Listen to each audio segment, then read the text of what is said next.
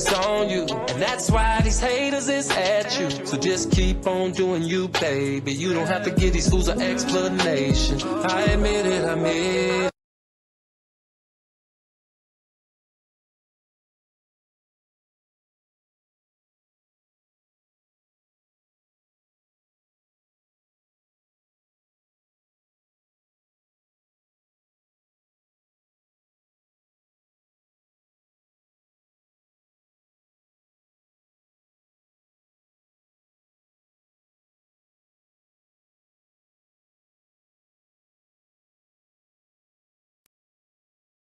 Here to support Officer Rkelly because I believe he's innocent. What have you seen in the trial so far? Do you think it's a fair trial? Yes, I believe it's a fair trial, and I believe now y'all can really hear the truth. It's not a one-sided story no more. He's been defamed in the media, and every media is biased. So now y'all get the truth. Do you believe some of the witnesses, Javonda Pace, the stories that she told? No, they're too inconsistent.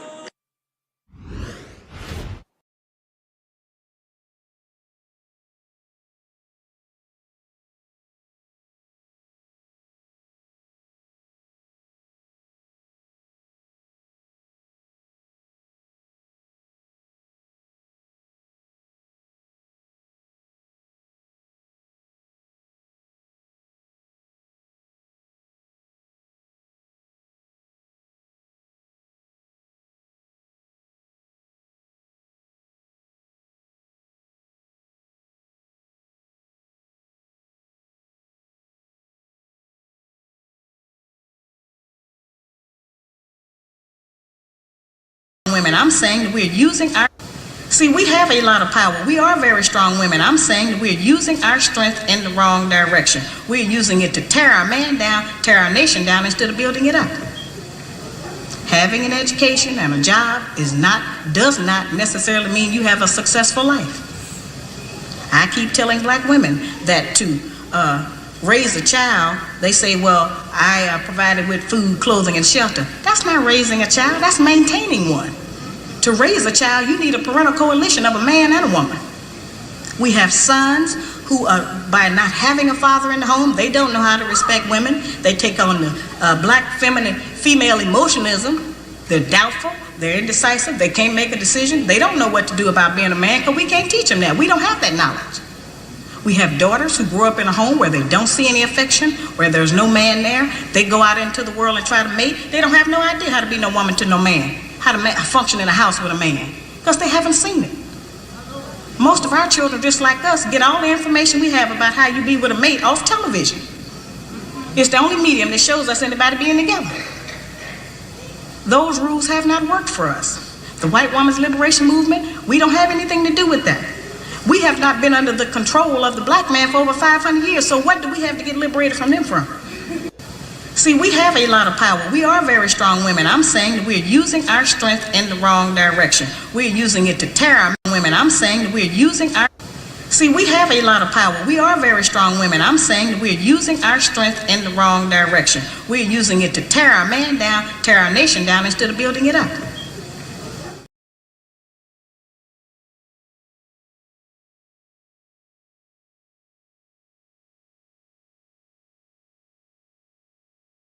They didn't tell us that if you give up the man, you're going to take one of these things and it's worse and it will destroy your nation. They didn't give us that information. They made us think that it was some kind of glorified position to brag about the fact that I got my own job, my own credit card, my own car, so I don't need no man.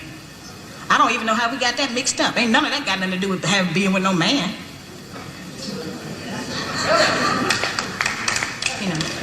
We have some serious relationship problems that nobody has been able to address us on because everybody wants to pretend that this is not going on.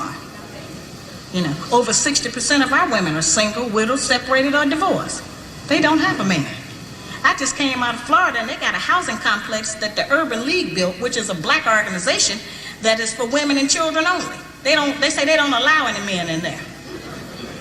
I didn't have time to deal with it, but I talked about them real bad. That's the silliest program I've ever heard of. You know them women that had men if they got a bunch of children. They need fathers. They need protection. We hear about the drug problem that we have in our projects across the country. It's one of the major places that we have a drug problem. You know, we talk about the great strength that we have as black women. Well, the welfare department don't rent government apartments to single black men. Those apartments belong to black women.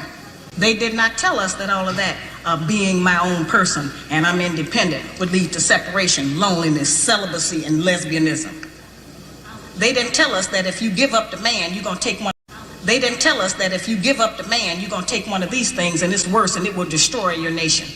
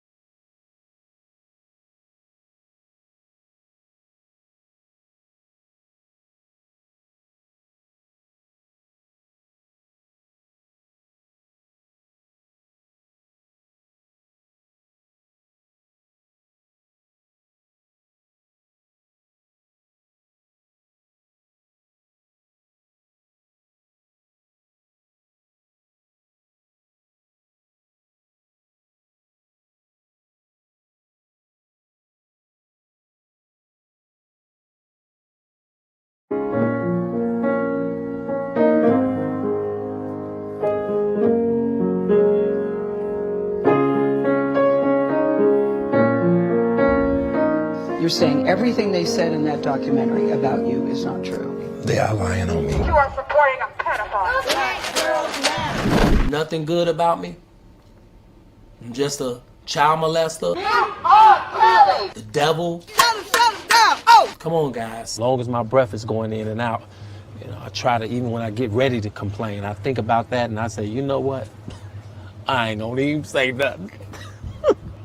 I just breathe, baby. I breathe on these niggas, you heard me?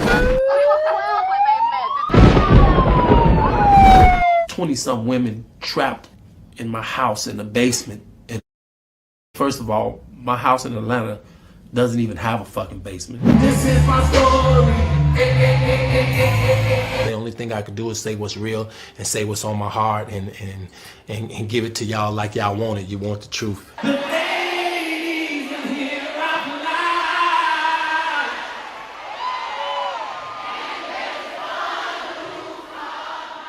You ain't even got an education. You didn't even graduate from high school. You don't even really read, you know, and all of this old shit they told me. And I started believing that shit, man. But just something in me kept calling and shit. My heart was pumping this shit. It was pumping this shit. Hey fans, how y'all doing? It's your boy Kels. I love y'all. Thanks for supporting me for the last 30 years of my career. I'm very appreciative of that, and just you guys have kept me humble, kept me grounded, and kept me putting out this music for you guys. You guys inspired me to do it, so I'm gonna do it until you say don't do it no more. Don't say that though.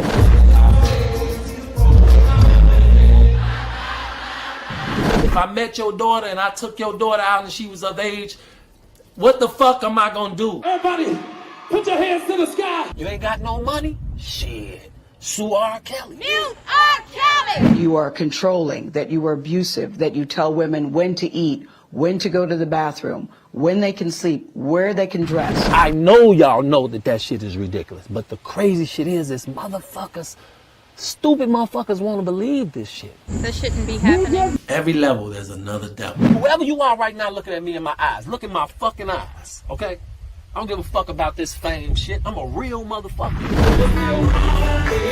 My main goal is to unconfuse the world about Rkelly.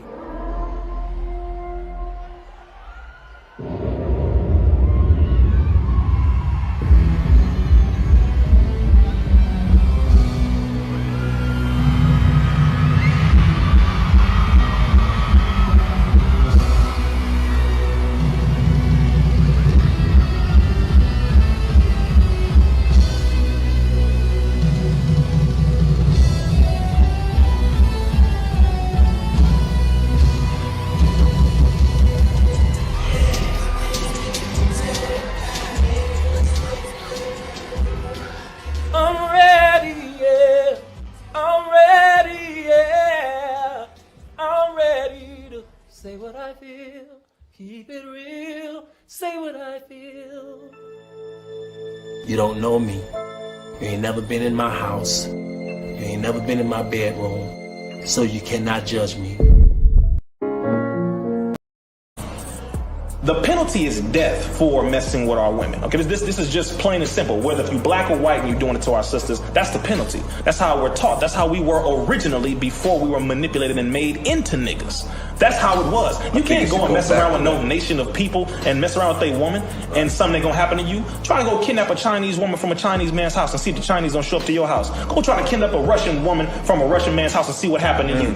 That they gonna get at you, and they ain't not gonna wait on the white man's law, his court, call the police. But that ain't gonna happen. They gonna show up right there, find out where you are. Where's my sister? Where's my daughter? What you doing? But with us, what happens? Not only do we not stand up, but we participate. It's a very despicable condition that we've been broken into. Did you see that footage of the guy on the New York City subway? Yes. Light-skinned dude tried to kidnap the girl, and he was wearing an all-red jumpsuit. But he later on came out and said, I was trying to protect her. She said that the guy sleeping next to her was a pimp. Yeah, I don't know if I believe him or I don't believe him. I don't know. I'll just say this. I don't know all the facts about that. Yeah. However, the circumstances you saw in the video happens all the time. That's the fact. The way he tried to grabbed her and just walking down the street happens all the time. But do you believe in street justice? Because you see the brothers did beat him up, and I kind of felt better. Am I wrong for feeling better seeing him get beat up? I believe in God's law. I believe in God's law. What is God's law? What is it? Moses came, right? That we supposed to agree on this. An eye for an eye. Tooth for a tooth. Life for a life. Now some people are like, oh, you a Muslim, you supposed to use. See, that's the sickness about religious dogma and the misunderstanding. We black men. You're not gonna touch my daughter, bro. Islam permits me to do what I'm gonna do. So does Christianity. None of the prophets were punks. Don't ever get it twisted. You are not gonna do nothing to my daughter and not get a response from me. No nation of people allows their women to be mistreated, manipulated, raped, drugged, and killed, and they not do something about it except for us. We have to get back who we are. We have to get back to our respect and our respectful place as black men on the planet, not just in America. People need to see us and know, you know what, we ain't gonna mess with a woman. But we have to demonstrate it by showing the example of that. If you call her a bitch and then you turn around and somebody does her and treats her like one, you can't get mad at them. Because you created the circumstance. And this is for all of us. We gotta be sober. I'm 29, bro. I'm not about to allow this to continue because I want to have children one day. And I'll be damned if some dude calls my daughter that and not get checked. But then again, if I'm out there doing it, I can't say nothing to him. All you scared to death, Negro.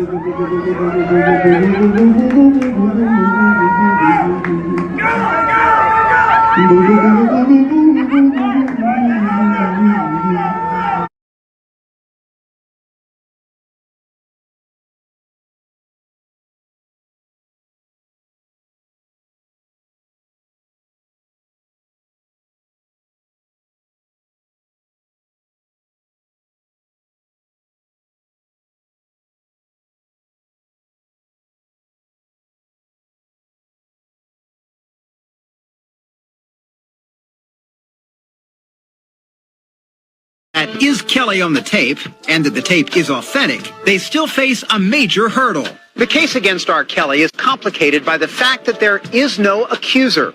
Like Kelly, the girl alleged to be on the tape says, "It wasn't me." She denied it. Her mom and her dad denied it. And a few other people have denied it. She's gone in front of the grand jury and under oath denied that this. But even if the jury is convinced that that is Kelly on the tape and that the tape is authentic, they still face a major hurdle. The case against R. Kelly is complicated by the fact that there is no accuser.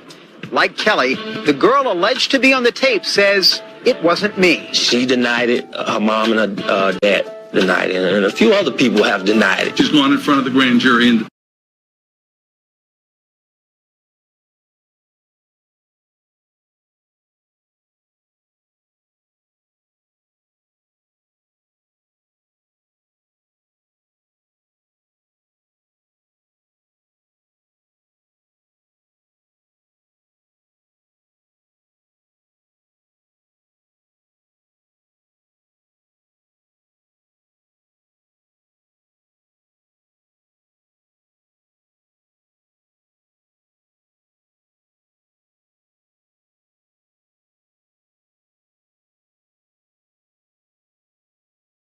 That if you're accused of something, show the evidence. Some women might hear that and say, "How could you say that, Mrs. Trump? You need to stand with women." What would you say? I do stand with women, but we need to show the evidence.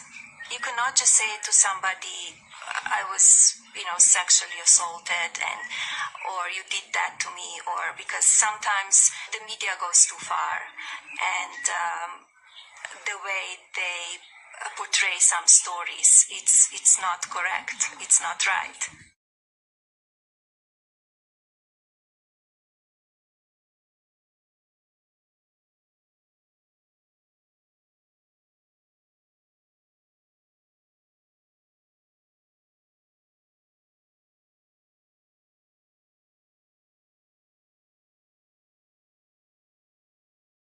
Exactly what we were seeing at the time. So this is just a little bit ago as you can see a crowbar to get through this gate initially as well, the long guns and a multitude of people. As you'll see, they'll zoom out a little bit just to see the amount of force they are using to get inside this home. And of course, the complex in which this home sits is a very expansive one for the American rapper and producer. You can see them checking inside a base. That the P. Diddy case is being modeled on the investigation that brought down music superstar R. Kelly almost 2 years ago. And in that case, the federal government used allegations that were made in civil lawsuits against R. Kelly to bring criminal charges. Nadia Shihata was one of the prosecutors who got R. Kelly convicted of sex trafficking. She's now a defense attorney and happens to be here with me live. Nadia, thank you so much for stepping in. So first of all, your reaction to the news you're seeing, to the two raids, all of the material that I've just provided prior to you coming on, and the news that the feds are modeling this case after your case.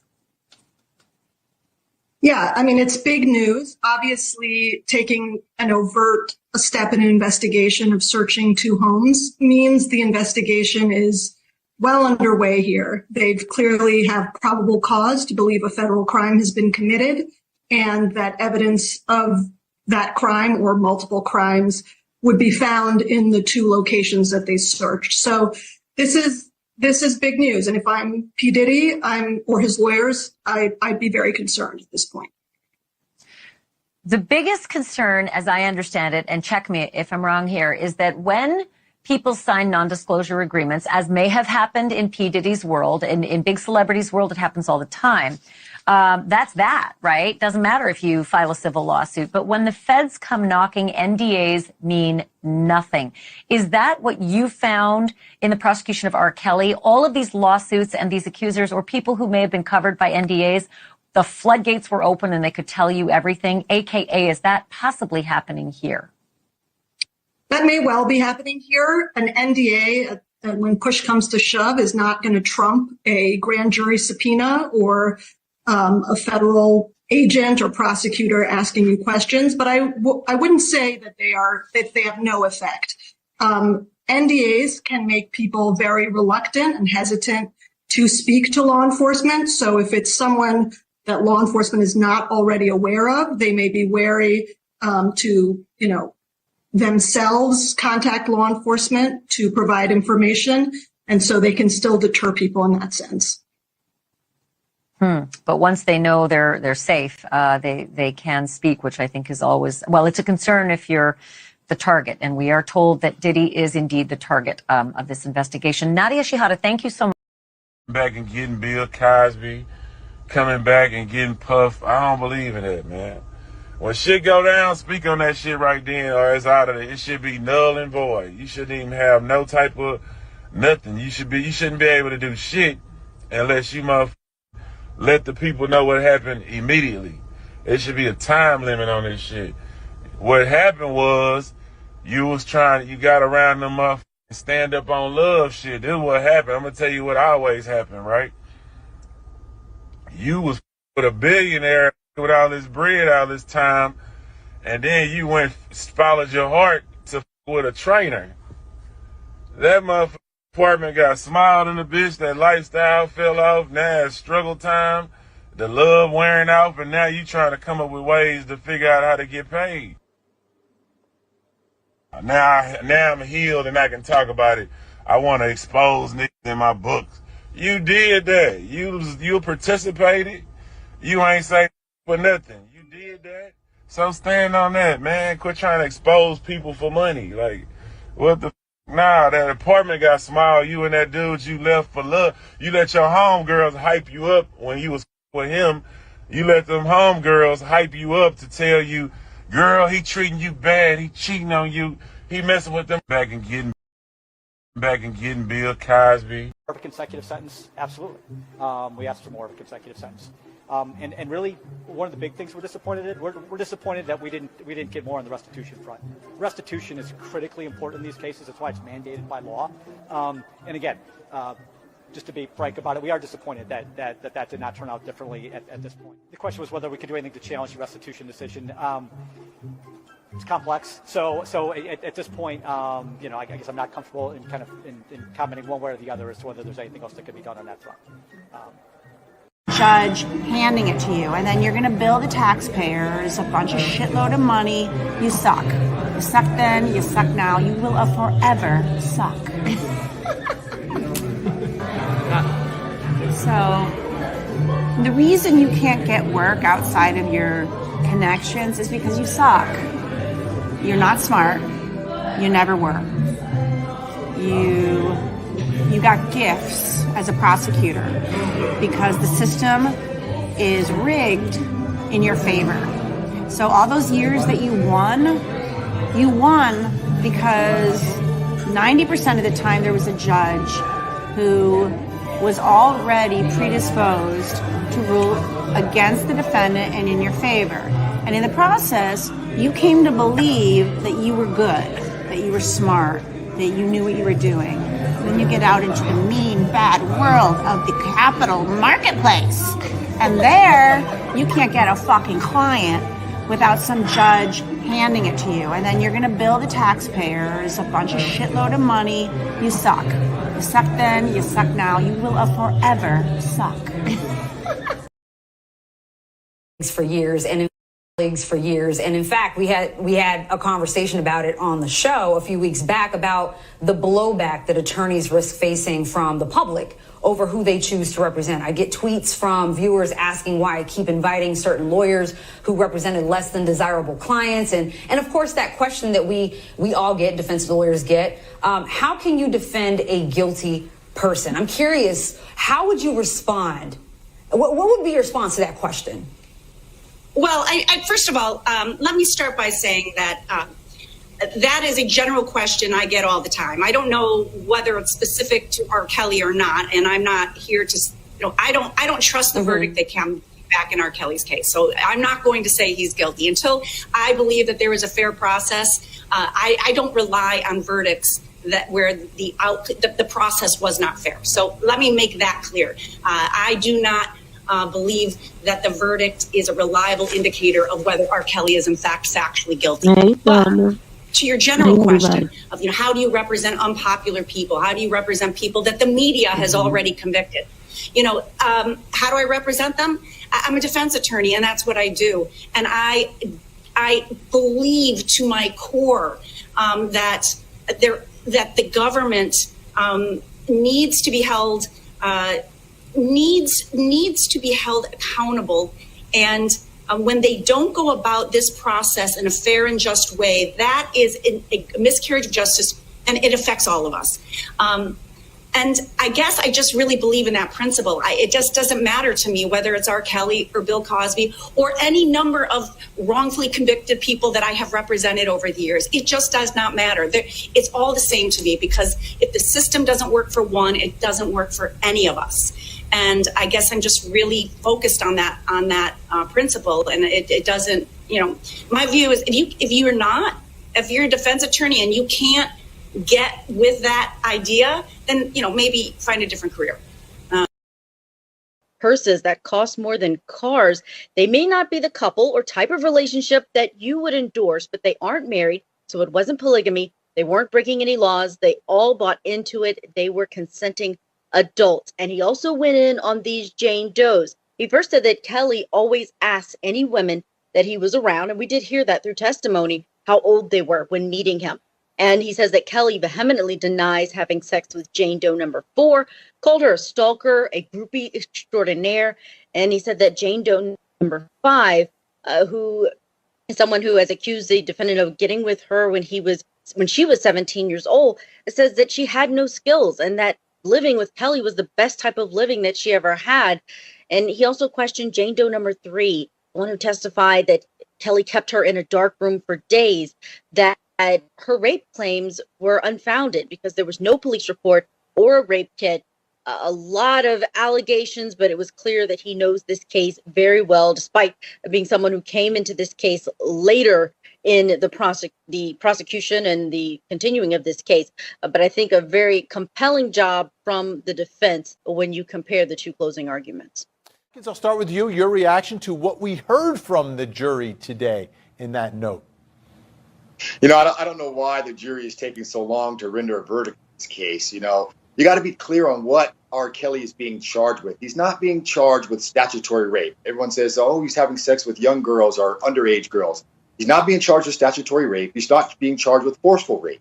He's being charged with racketeering, which says that the only reason he has a music career, not because he likes music, the only reason he makes albums and tours is to entice women to have sex with them. That is what a criminal organization is, and it has to be the sole purpose. And he's also charged with violations of the Mann Act.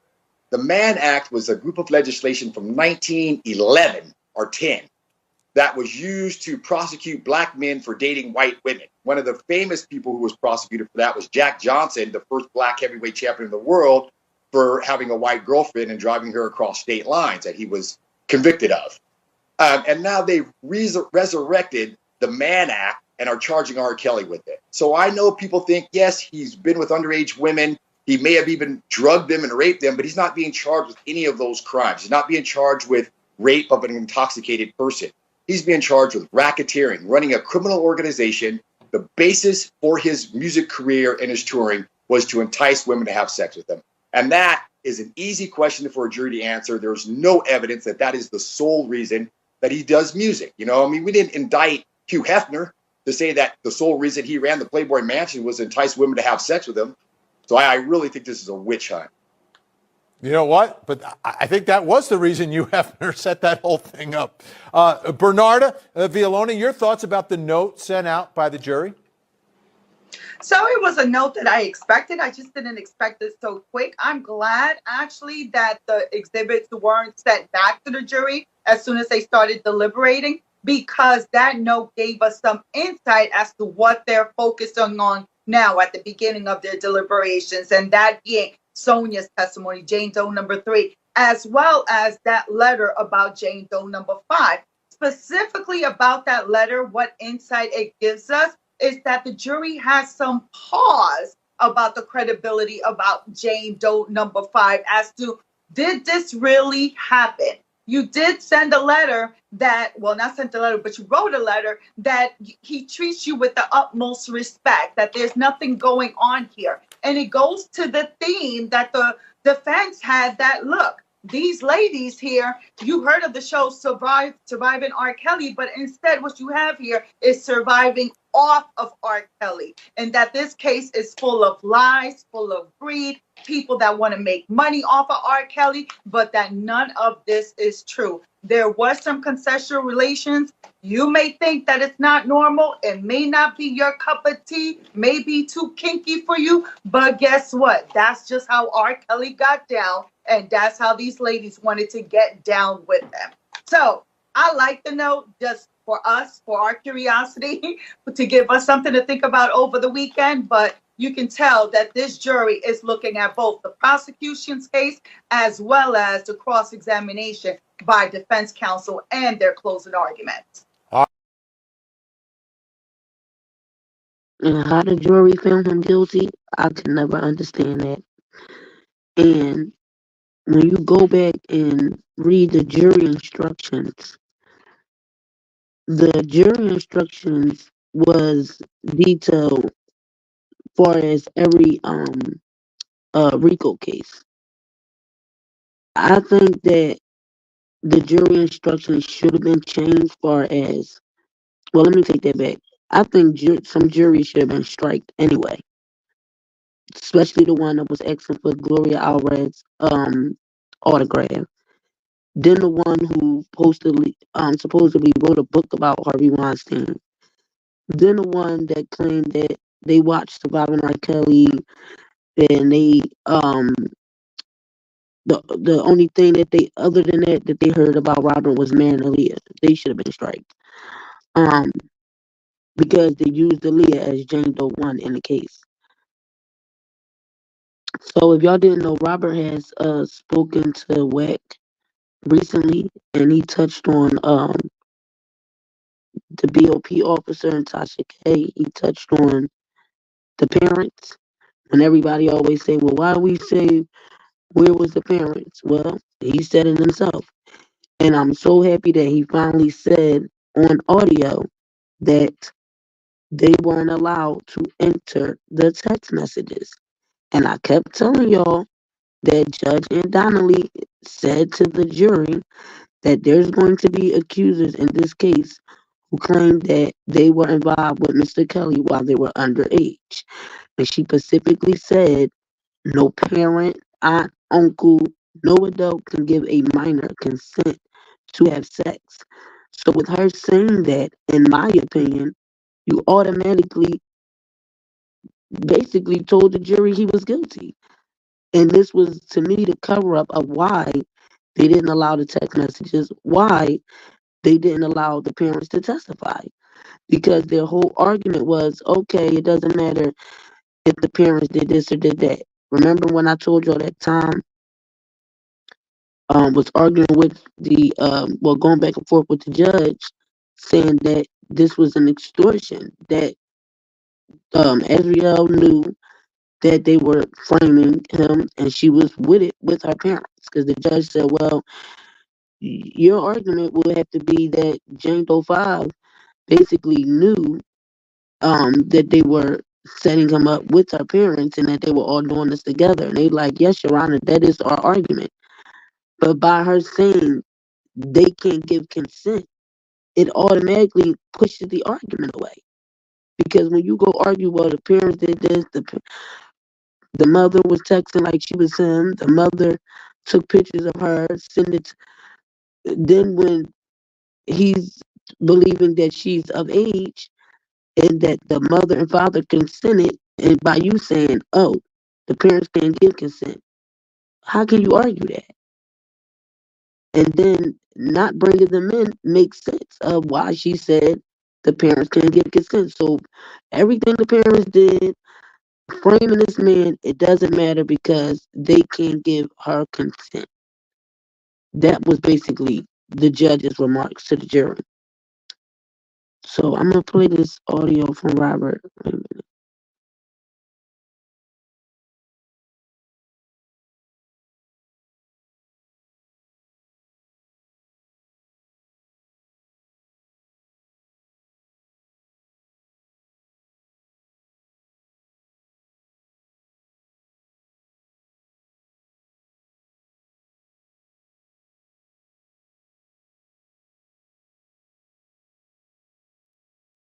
And now y'all see that they're calling out Shahada, who was a part of the prosecution on Robert's case, that the feds are using um with what they used to prosecute R. Kelly. Didn't I just say this a couple of days ago that they're going to somehow throw R. Kelly in this and say that they're using the same uh um well, basically the same argument that in the charges that they use with the whole NDA Diddy with these lawsuits, and this is what made them further to have probable cause to get a search warrant to go in his house. But what I think people are not paying attention to is, like I said all the time, indictments are not facts. These complaints that Lilrod lawyer is putting in, Cassie's lawyer, they're not facts. They're complaints. This is why you go to court to prove these things. And like I said, a lot of reasons why they do these NDAs is because of all of this stuff Diddy going through. It's so much pressure. It tears your brand down. He had to sell Revolt. A lot of sponsors are going to drop him just because of the allegations, no matter if they're true or not. So this is why they sign NDAs, because the attorneys for these females are going to keep feeding the media. The media is not going to stop. Every blog, every journalist, reporter, they're dragging the hell out of Diddy, all off of a complaint.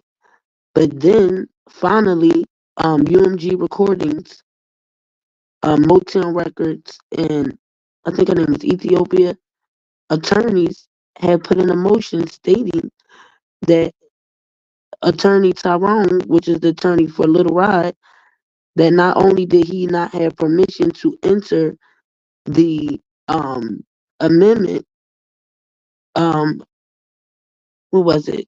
Complaint 1 and 2.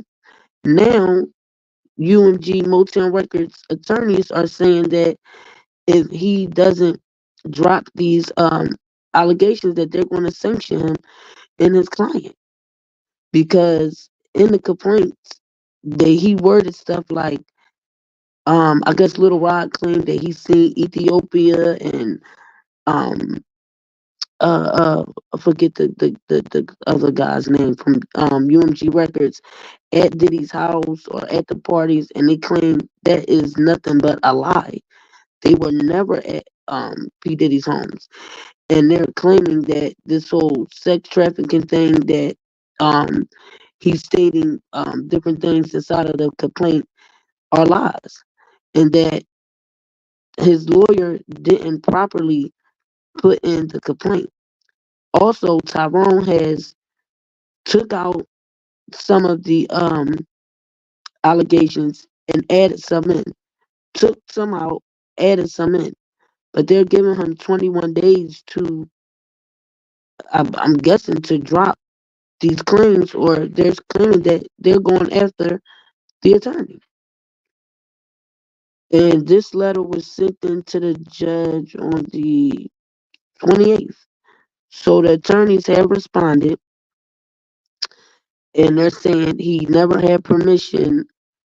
Well, he basically didn't file the complaint correctly, like he was supposed to. So they filed this letter to the judge and giving him 21 days to clear this up. And if he doesn't, they said they're going after him. And believe it or not, they got money. So them going after Lilrod's attorney to sue him is crazy. But again, he's fighting for his client.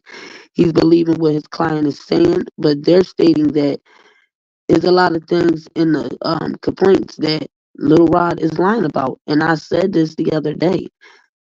If you was there for 13 months, it doesn't make sense that you would know and see all this in 13 months. And while you were there, y'all were working on a love album. Now, did he probably have a couple parties while you was there? Yeah. But I didn't know that he sued Diddy. and then went back around Diddy, and now here comes another of him suing. Remember I showed y'all the receipts where he started a GoFundMe, help me sue P. Diddy. And from what people saying is Little Rod was complicit. So he's throwing Stevie J under the bus because Stevie J called him out and said he wasn't ever a producer. He came in as an engineer. He's throwing Young Miami's cousin under the bus, saying that she violated him. The incident about the guy G that got shot, Cuban Gooding. It doesn't make sense for somebody that was around for 13 months. And like I said, once he said that he wanted 50,000, and Diddy only gave him, I think, 21 or 25,000, and he wanted either 21 or $25,000 more. This is when all this occurred. So these claims didn't come out prior to him wanting his money. So if you got your money, would you would have said all these things? That's why I said all this is wrapped around money.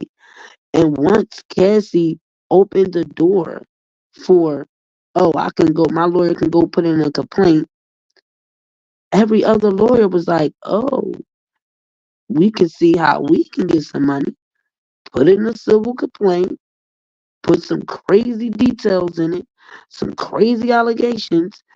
The um the public, the media's gonna pick it up, and then the person doesn't have no choice but to settle to stop the pressure. And it's like the same gameplay as they did to Robert. And now they calling out the main prosecutor who prosecuted R. Kelly, that the feds are using the same tactic, and it's the Southern District of New York. And I think everybody's getting confused that they didn't have a body warrant. They had a warrant to go confiscate phones and hard drives and whatever they could find to try to see if the claims that were in these civil cases, if it matches or if they couldn't corroborate these things. This man hasn't been charged with anything. So I don't get it. I really don't. And it's just crazy how nobody gets the innocent until proven guilty in the court of law. No man gets it.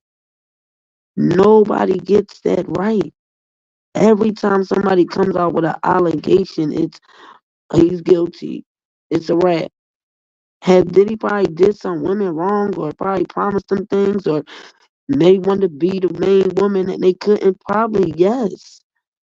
But like I always say, the R word, just because you got regrets, you can't just make up the R word. And like I said, when you give one female the go, you're giving all the rest of them. So you mean to tell me everybody with these allegations, everybody woke up because Cassie came out? No. Everybody woke up because she got 30 million. And all her lawyer had to do was put in a complaint. So we're gonna go over this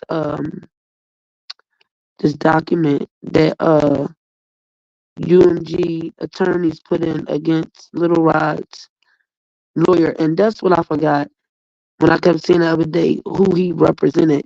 He represented the accusers of T.I. and Tiny. That's who he had represented when I couldn't remember the other day. Little Rod's attorney. And I think he's representing Little Rod and another accuser that's accusing Diddy. But yeah, he represented the accusers of T.I. and Tiny. And we see where that went. So let me pull this up.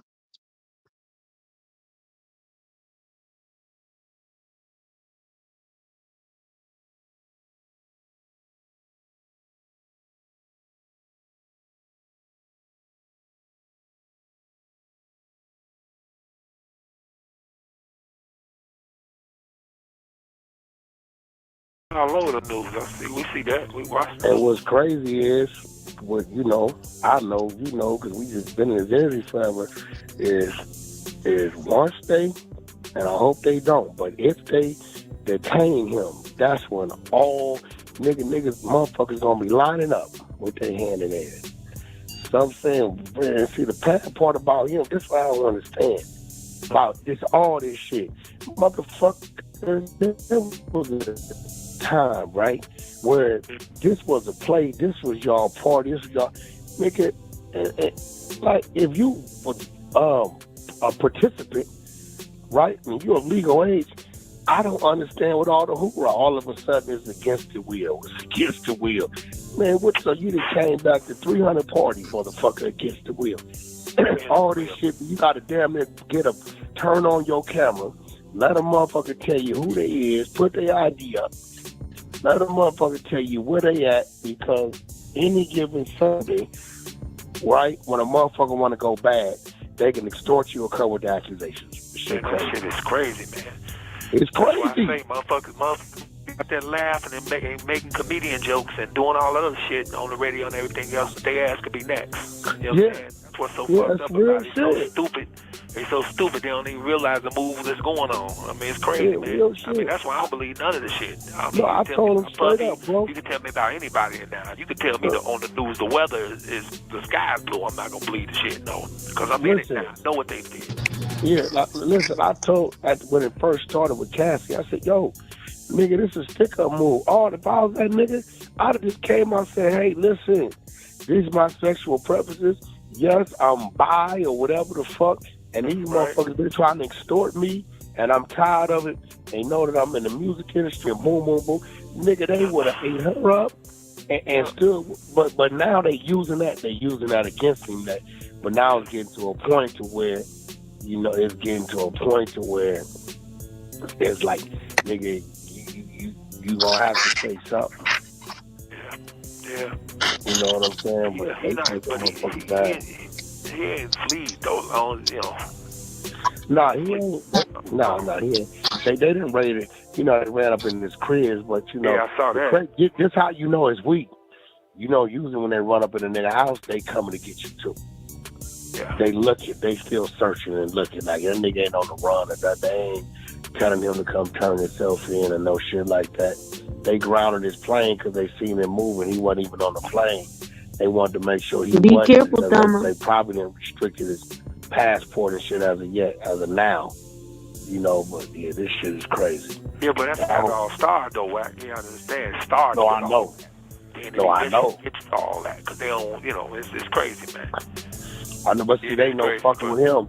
He got some money, so they know they got to come right. They know if they come half-stepping, he do got the money to fight. So they ain't gonna. Well, I do know this: if they do put him in cuffs, they only put him in cuffs because they got something at that point. So that ain't even necessarily true right there. Well, they feel like they got enough. Call is from the federal prison. They want you if they want to plan to get you, or if it's a conspiracy, anything, they put you in cuffs, bro. No, that's real. And I've been telling people, I've been preaching. I said, yo, one thing Artie taught me, what I didn't know, is we going off this state shit. Nigga, the law of the land when it comes to the feds is 18 across the board. You niggas in Jersey with the 16, Nevada and Atlanta, that's the state. But if the feds want to come in and pick it up, ain't nothing the state can do to help you or save you. You can't say what the state. Yep, the law of the land federally is 18. I said, I didn't even know that until, I thought, whatever the state said, that's what it was. Shit. Which is crazy. Like, it's crazy. I don't know why the federal law don't force state law to be 18 across the board. It's crazy. But shit, your shit been in the headlines saying you got action at getting back in on the appeal. Yep. Yeah. So there was a lot of stuff going on in my area, man, that, this got to be addressed. This appeal or whatever talking out of here, man. I believe that. Yeah. I think you got action like a motherfucker. You got action, especially understanding it. I understand your situation. I'm like, Like, yo, you got a motherfucker. I said, this is like you got motherfuckers tricking motherfuckers. You know what I'm saying? Motherfuckers tricking. You got motherfuckers tricking motherfuckers. The parents and all. Yeah. What the fuck? You know what I mean? So, it's crazy. It's crazy, man. And it's exposed, so that's the difference. It ain't like it's not proof of it. It's on paper, it's everything, you know. It's like, you know, crazy, man. The stuff we've been finding out, man, it's ridiculous. When you going? What's the next step with your shit? When you going? Well, now the case is open. You know, the lawyer, they had to give up the BOP, the officer's name that did it. They had to do that. Now everybody gets a subpoena now. Gotcha. Well, shit. Everybody got to get deposed now. Listen, man. On what they did. I will tell you this. All right, there we go. It was you knew something. Yo, man, tell that nigga Whack I need to holler at him.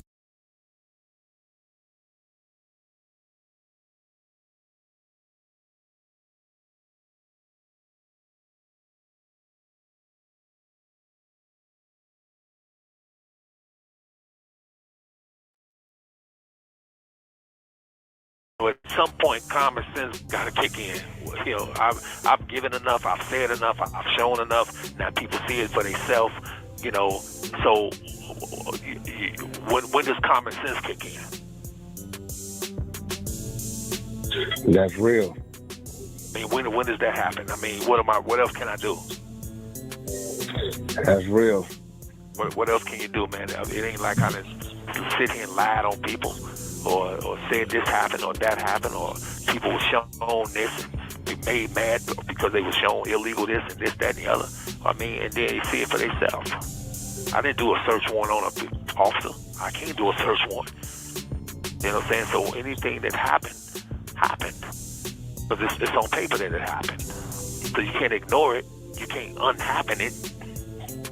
Ain't even such word as unhappen it. You can't unhappen what happened. You can't unsee what you saw. You can't unhear what you heard. These people are real characters. These people are real characters. They really did do what they did, and they got away with it. And see, now you have to ask who allowed them to get away with it. Who allowed it? Yo, so it didn't never come up in the court that the parents and everybody told you motherfuckers was a certain age, like they just totally ignored that shit? Man, obviously, totally. That's crazy, my nigga. I was told, and I don't know about the system, but I was told that had nothing to do with it. Really? It had nothing to do with it that the parents anytime, and we'll put on any other case, anytime there's supposed to be allegedly a minor involved, how can the parents not have nothing to do with it? They don't even show up to court. They never even showed up to court ever. People never even show. Parents never even showed up to court. But who don't come support? Who don't come support? You showed your communication with them, though. You showed the communication with the parents and what the parents were saying and what they said. No, I wasn't allowed to show it. Whoa! They didn't allow that. Oh, they didn't let that come into the court. You know when you see the movies, man. When you see movies and in the movies, evidence is denied. This call is from a federal prison. I've seen a movie where the evidence is denied, and it's total, and it's 100% evidence. Yeah. Have you ever seen a movie like that? Yeah. No, you know, in the movie, and in that movie, the person is innocent, but the evidence to show that they're innocent, that evidence get denied. Have you ever seen a movie like that?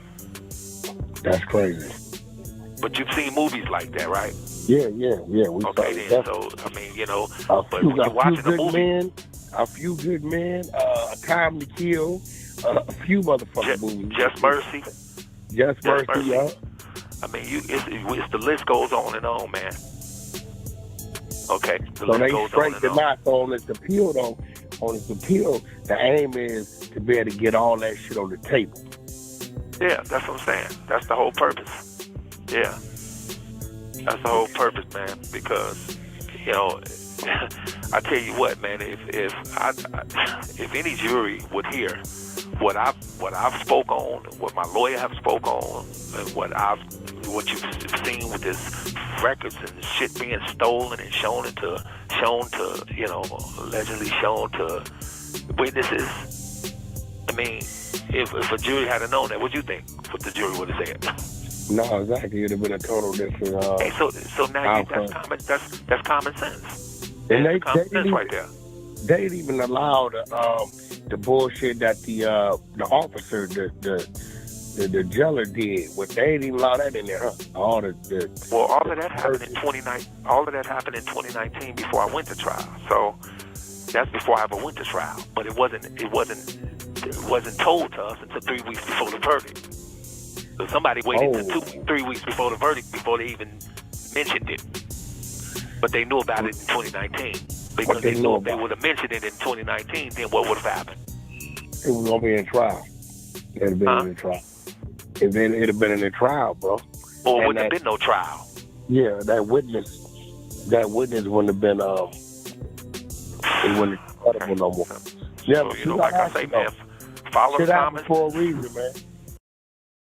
Yeah, you gotta. Did y'all hear Robert when he breathed hard? When he just asked Sweat if what happened with the BOP officer and Tasha K, like I kept been saying for years, it happened in 2019. He never found out nothing about it until he was in trial, meaning opening arguments started, witnesses testified. It was close to closing arguments. 3 weeks before the verdict is when they came and told Robert and his attorneys, hey, a warden from the NBC put in a complaint that a blogger and a BOP officer was looking up your client's information, and the blogger was putting it out to the public 3 weeks before he was about to get a verdict. So around that time, it was almost closing. It might have been closing arguments, the prosecutor side. So they let a trial begin, knowing that his rights were violated, knowing that these emails were shared with a federal witness that flip-flop, been tainted.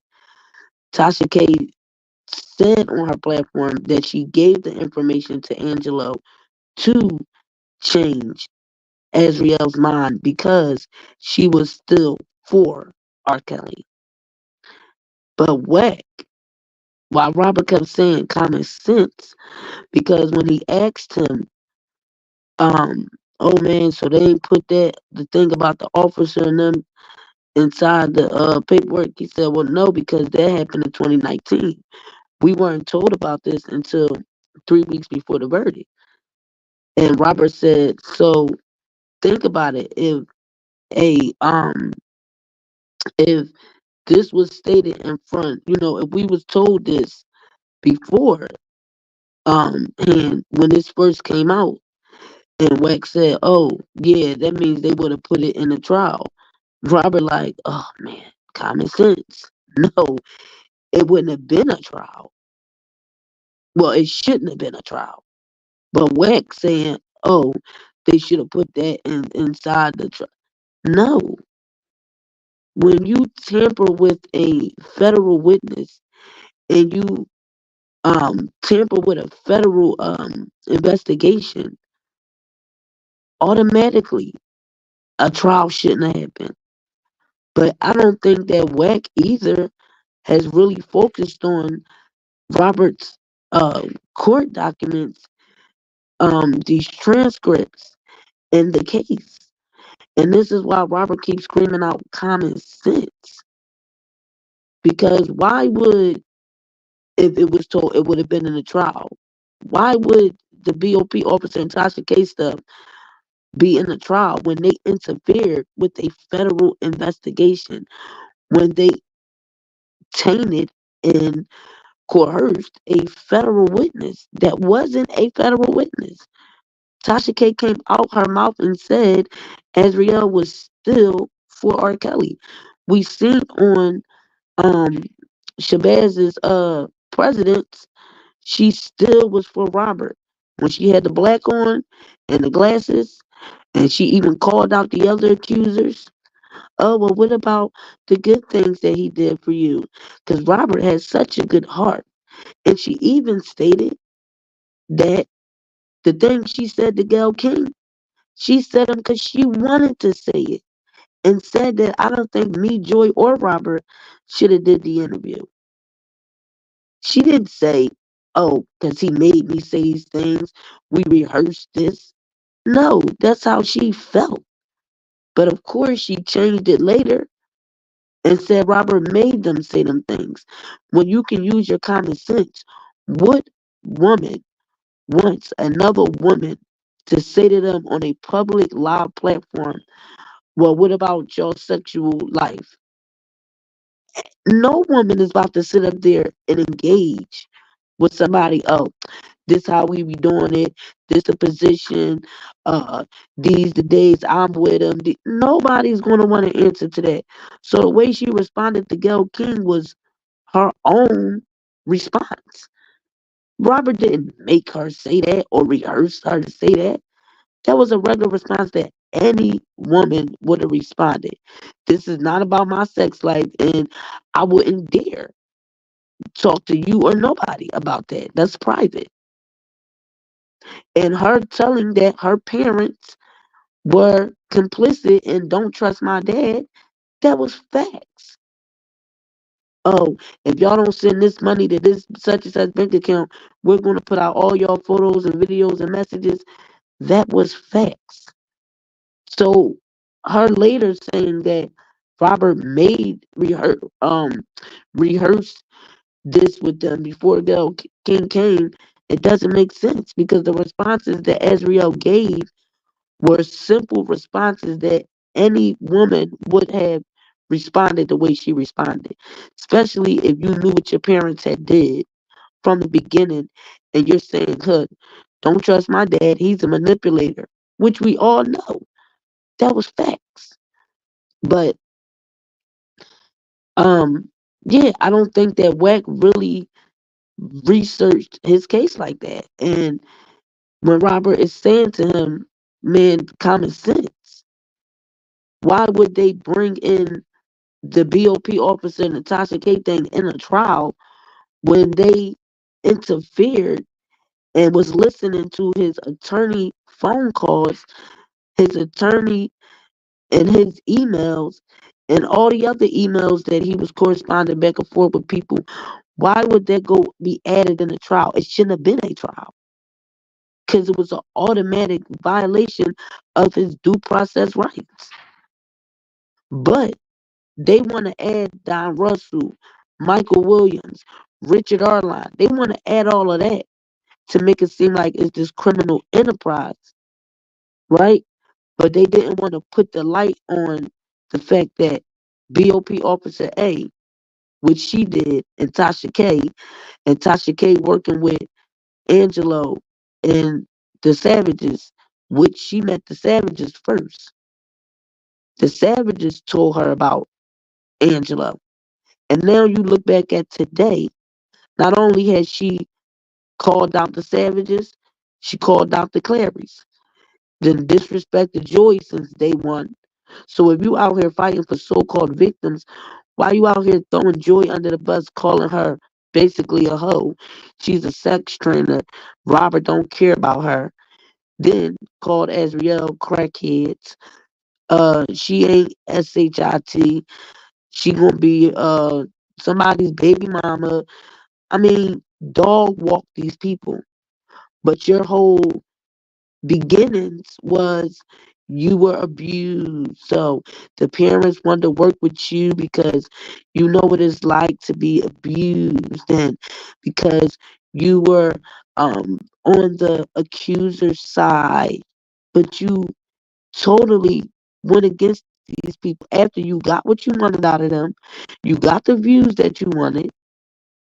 And because you didn't continue with the narrative they wanted you to push, now you saying John Dylan slept with Robert. You're saying that all the parents need to go to jail because they sold their daughter. But in the beginning, Tasha K was saying that was a lie. They didn't sell their daughters. I talked to these parents Every day we're very close. She told Tim Savage, hey, I need to see y'all. I got some information for you about your daughter, which was the emails.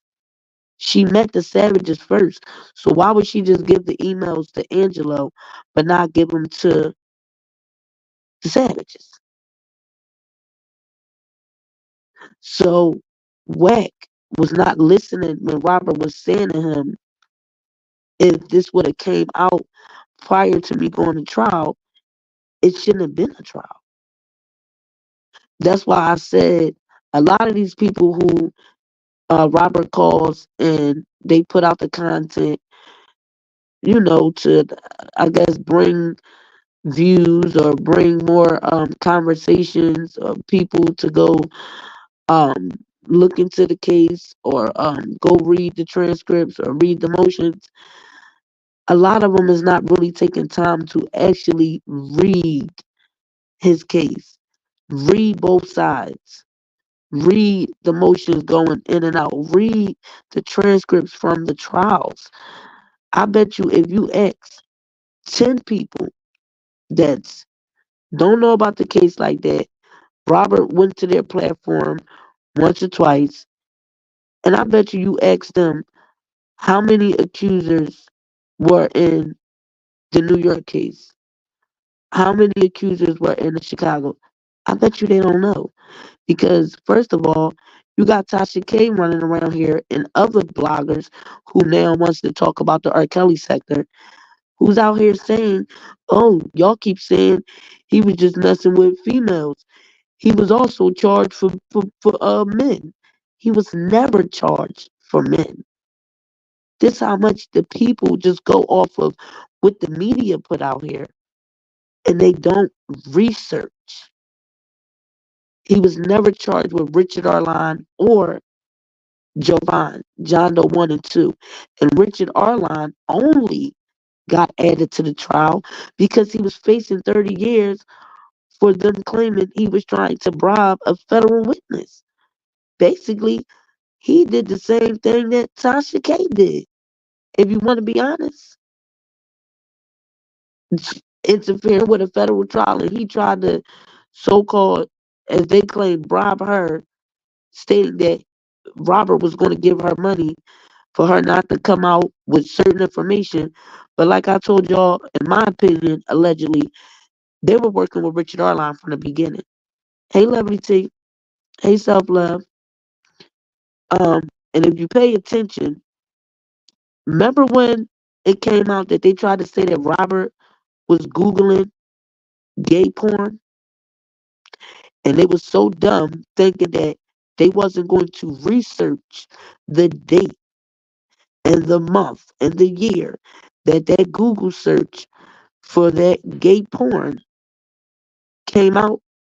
And they tried to say like Robert was doing that, and it came out that he was in jail when that Google search in that phone for gay porn was done. Who was the first ones out here pushing the gay narrative? The Clarys. Azriel. Who's the first one pushing, oh, it's going to be gay, it's gay men and Robert on a whole bunch of iPads? Who's the first ones pushing that? The Clarys. Who's the first ones pushing he like objects in his butt and all of this? Geronda dealt with the Savages and the Clarys first, okay? But it's so funny how Richard Arline contacted Azriel. It was in his indictment that he texted her on Instagram, hey, baby girl, you good? Why all of a sudden he's trying to get in touch with Keith, Lily, Dr. Rice, Nicole? If Robert's calling you, why are you trying to get in touch with all of them? Make it make sense. And then send her to Dr. Rice. Because you claim that she's saying she got some explosive information and that she wants money, and if she don't get it, she's putting it out. But when she calls Dr. Rice, because Richard Arline told her to call Dr. Rice, he's Robert's main spokesperson. He's the one making moves for Robert. And She calls Dr. Rice. Dr. Rice don't know what the hell she's talking about. This is how you know that Richard Arline was playing her and trying to play people that he knew was talking to Robert. Because when Koenig asked him in the trial, so what were you really trying to do with this money? Oh, I was going to keep some and give her some. Yeah, I figured that. Just like how Jovan number 2 stole $20,000 out of Robert's bag. Just how Richard Arline and Jovan, John Doe number 2, got Robert for $10,000, stating that they needed help with some type of bail or bond money. These was crooks. But everybody wants to talk about, oh, he also got charges for men. No, these wasn't no regular. First of all, Richard Arline wanted to go under another name during the trial because he wanted to make it known he wasn't gay. He wasn't bisexual. Why would you be screaming you're not gay or bisexual if you're claiming that Robert SA'd you? If you're claiming somebody SA'd you, why would you be worried about people questioning your sexuality? You're saying somebody sexually assaulted you. That don't mean you're gay or bisexual. He told Tashak he wasn't John Doe number 1, but he knew who it was. That was a lie. He had to testify because he was trying to get that 5K letter. That he could either get his time reduced or he don't have to do none of the 30 years. Judge Ann Donnelly stated that she looked at him as a victim. And when he got on that stand and said that Robert got on all fours and gave him oral, Judge Ann Donnelly said that his testimony is all she kept thinking about in her head.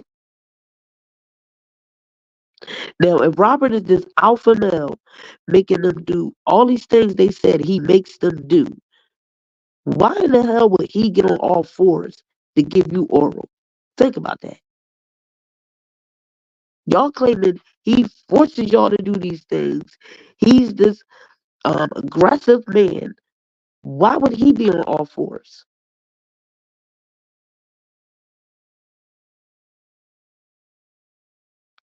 And this is why I said that, I understand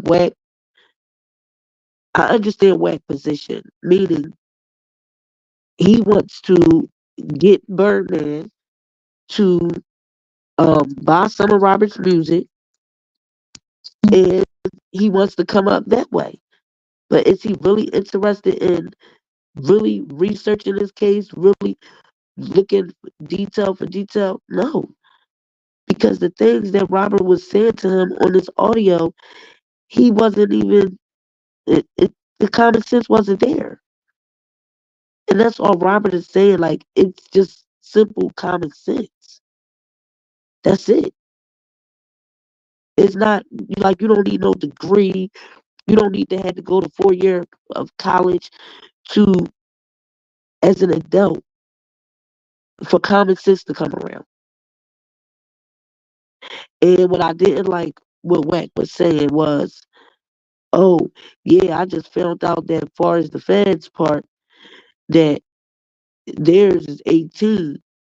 And, the state in different places is, 16 and 17. But I didn't know across the board, the feds is 18, period.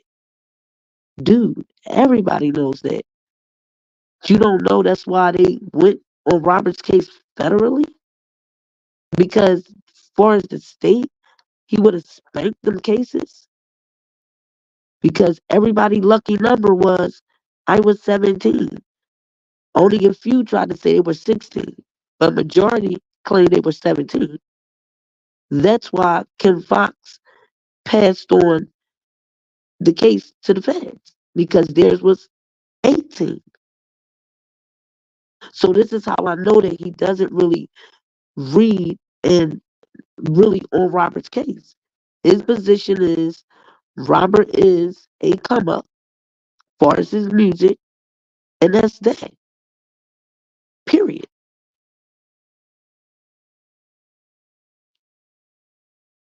Exactly. I don't. And when it comes down to Diddy, like Robert said, if they could do it to me, they can do it to anybody. So for him to say, "Oh, if they grab him, then that means they got something."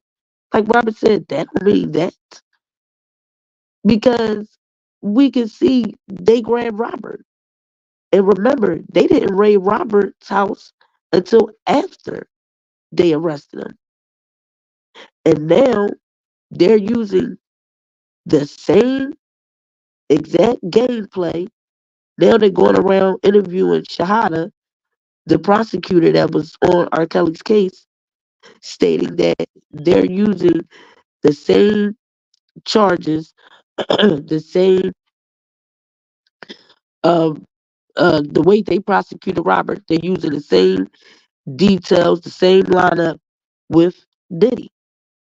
So I don't understand why everybody is not seeing that we kept saying when they were doing this to Robert, for all the celebrities who flying females back and forth, um, who's having, these parties, that this was not going to be, oh, they got Robert, they got R. Kelly, woo, that's good. They ain't coming for us. No, this was going to make it even easier for them to come for all of the other celebrities.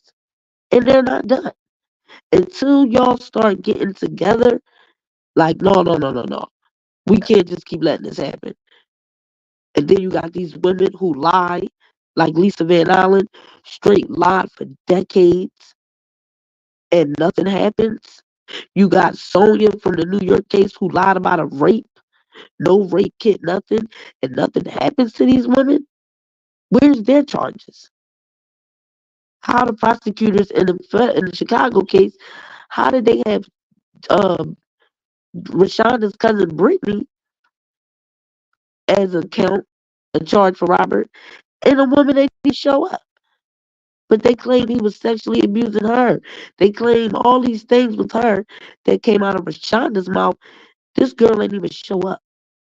Tracy Simpson, she collected $250,000 in 2002, but it took for the Chicago federal trial for a jury to not believe her claims and for Jennifer Bongine to cross-examine one of the ladies from the event that Tracy Simpson claimed where she met Robert. She was 16, and the lady said no, he wasn't even at the event that year.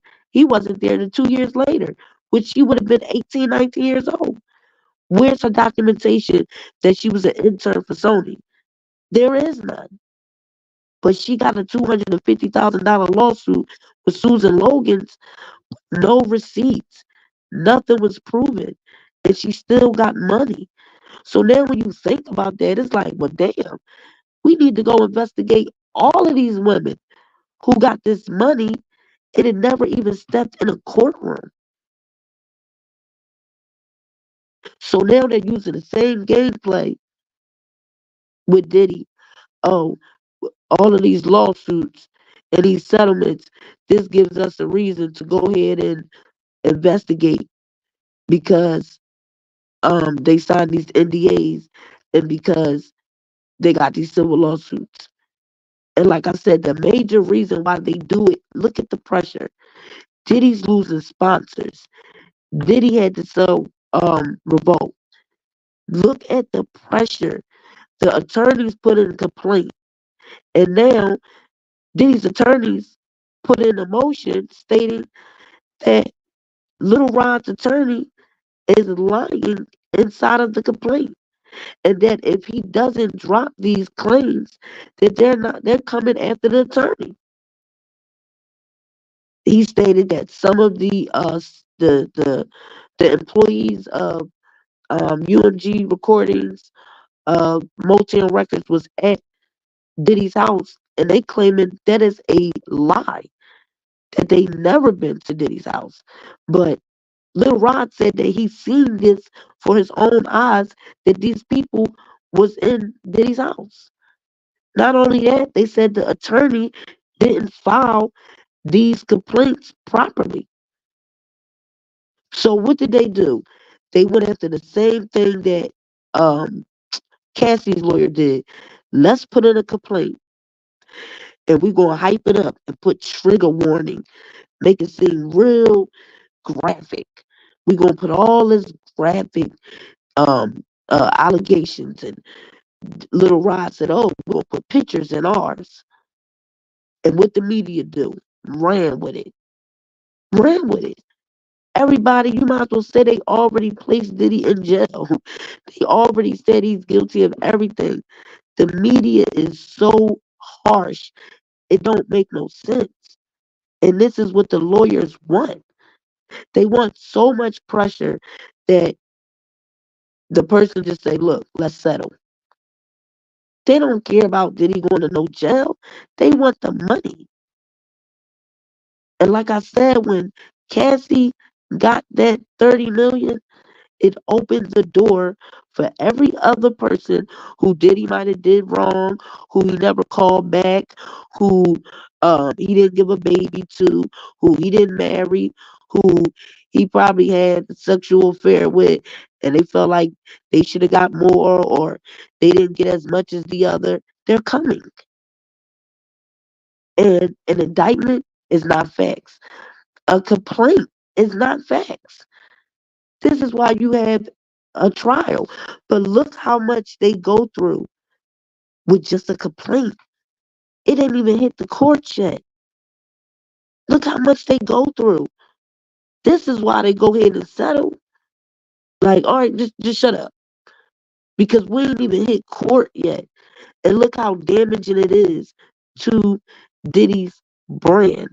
They're dragging him. They're dragging his sons. And it's crazy because they dragging Cuban Gooding. They dragging Stevie J. And Stevie J said it's a bold-faced lie.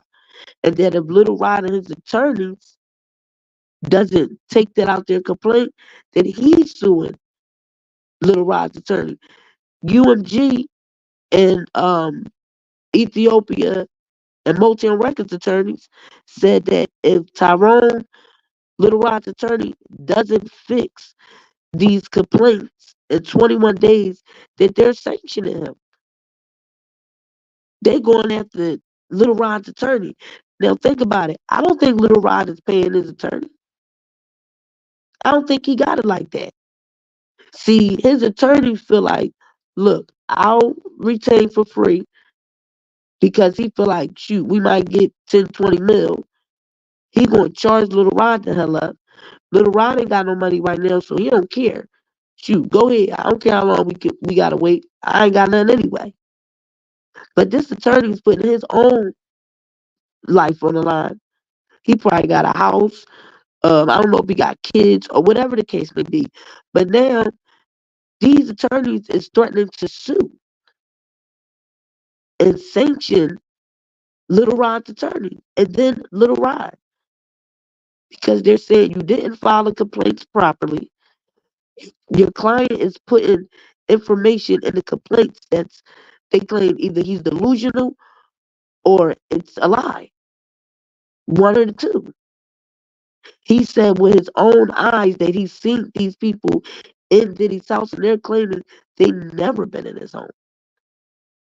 He threw Young Miami under the bus, her cousin, Meek Mills. I mean, this dude, remember when I said I think Lilrod was using a lot of stuff that was already out here publicly? Like the Diddy's ex security, Mark, what's his name? Is it the security guard that said that back in the day they used to spike the bottles and stuff. He actually had the Art of Dialogue YouTube channel in the complaint. He actually had Jeannie Dill's YouTube channels in the complaint of things that they were saying. That's not factual. That's hearsay. You're claiming what somebody else said. Then he said that Diddy told him he's the one that shot up the club. Like I said, I don't believe that. Why would he tell you he's the one that shot the club up when not only Sean got arrested for it. Diddy got what he got. Diddy also was sued by the young lady who was shot in her face. Why would he tell Little Rod, yeah, I'm the one that shot the club up? Doesn't make sense. But I think that Little Rod's attorney didn't tell Little Rod, hey, these people, Motel Records, UMG, they got more money than Diddy. You can't just be putting in these complaints that you seen these things, that you're swearing, you seen this person doing this, you see, and you're lying. Because they going to come after you. And now they're coming after his attorney. And if y'all remember, Tyrone is the same attorney that was representing the accuser for T.I. and Tiny. And you know the sad thing about all of this is that everybody's black. You got a black attorney. Little Rod's attorney is black. Little Rod is black. Coming after Diddy, who's black. Then the other accusers that's filing civil suits, black. While the other parties of the media, the other parties of the federal government, etc., while they sitting back laughing at our people, y'all. You got 50 Cent calling out his baby mom, Daphne, because Little Rod threw her in the document. Now she's claiming she's getting a lawyer to go after Little Rod because he called her out as a sex worker. Why did you involve all these other people if your issue is with Diddy over $21,000? Why would Diddy promise this man a Grammy for royalty credits, a $1 million mansion on an island, and $20,000 a song? Why would Diddy promise Little Rod all that, y'all? And Stevie J said he wasn't even a producer. He came in as an engineer. It's just a few songs that he did the guitar and the piano on. But Stevie J said that doesn't make you a producer. You came in as an engineer. And if you go look at the credits of the album, Stevie J is put as the producer and another guy. But he said Little Rod he never came in as a producer. He came in as an engineer. So why would Diddy be promising you 20 grand a song? You claim you was on 9 of them. But why would you later say you was okay with 50,000 and that you wanted him to give you 21,000 more? If he promised you 20 grand a song, 9 songs, 4 royalty credits, $1 million home, just the fact of the $1 million home, why would he still be giving you 20 grand a song and a Grammy? Come on. That doesn't make any sense. It's not like you was the person putting the vocals, singing the vocals or rapping the vocals on the album.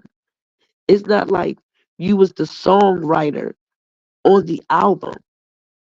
Why would he be giving you $1 million home, 20 grand a song, 4 royalty credits, a Grammy? Like you produced the whole album. Doesn't make sense, but you was about to settle for 50 grand, but he posted was going to give you all of that. It seems like a hurt ex-lover. And then, like I said, if he would have got this $21,000 that he claimed he was owed, he never would have came out with none of this. And I never knew that he sued Diddy before. I didn't know that. And still went back around Diddy. And I feel like that's where Diddy was messed up. Once he sued you the first time, should have never let him come back around you. Because when he went back around him, he went back around him to get pictures, videos. He probably was recording and everything. Oh, I gotta get back around him. So this way, this time when I leave, I can have damaging pictures I could put out of, like how he got in the complaint. Pictures of Young Miami and her cousin. Then the picture where he said Diddy offered them some coke. We don't see him offering you coke. We see you and him talking. That's it.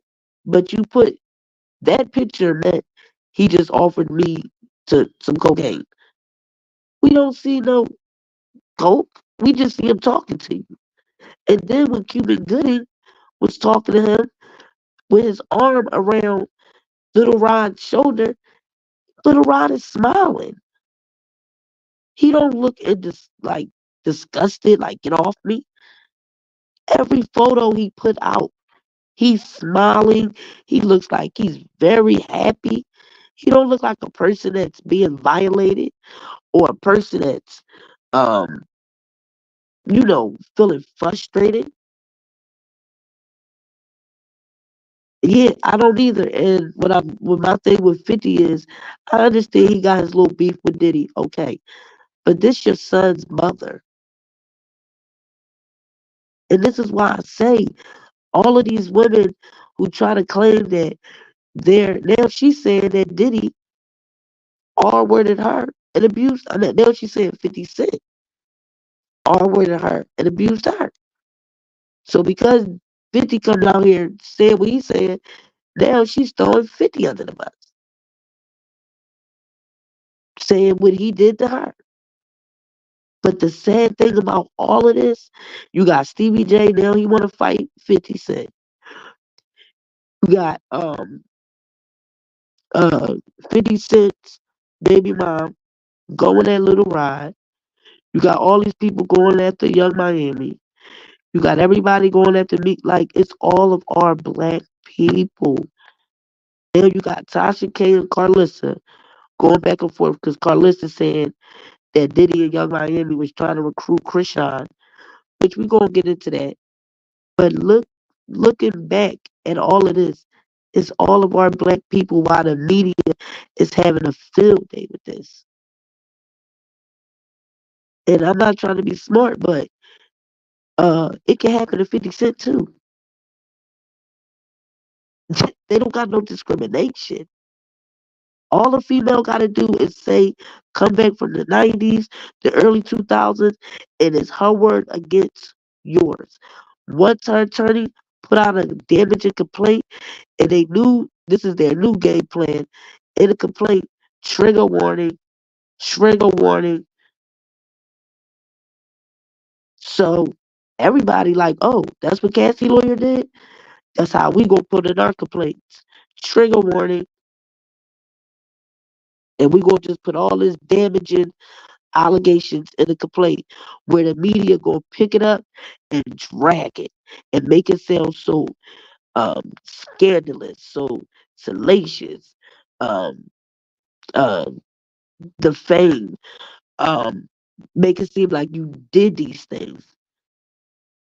They don't give these men they're innocent. They might say, well, yeah, Diddy still hasn't been charged. No, they bringing people on their lawyers. Oh, he's done. This is it. The lady who prosecuted Rkelly.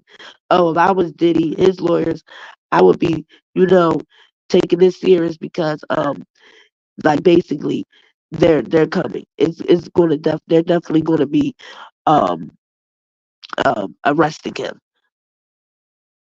Like off of a complaint. Off a complaint.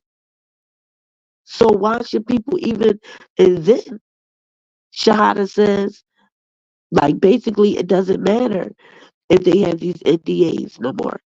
And like I said, because if the feds want to come speak to you or law enforcement, they feel like you supposed to speak to them and you're not supposed to hold back. Now they saying, well, NDAs do matter a little bit because you got some females that won't talk because, they're under NDAs. But no, we know how the feds play with their threatening tactics. Oh, if you don't tell us this or you don't say this, um you could be placed in a mix of this. We know how they play. So that's another thing that how they framing these celebrities. Oh yeah, go let them go settle and get an NDA. And now they're using the gameplay. Soon as they find out that you have settled cases and NDAs is involved, oh now they feel like you're covering up criminal. No, forget that. Now they feel like because you settled means you're guilty. Means you're guilty. What is the whole point of a settlement and an NDA if all they gonna do is use it against them and still find a reason to say why we came and investigated?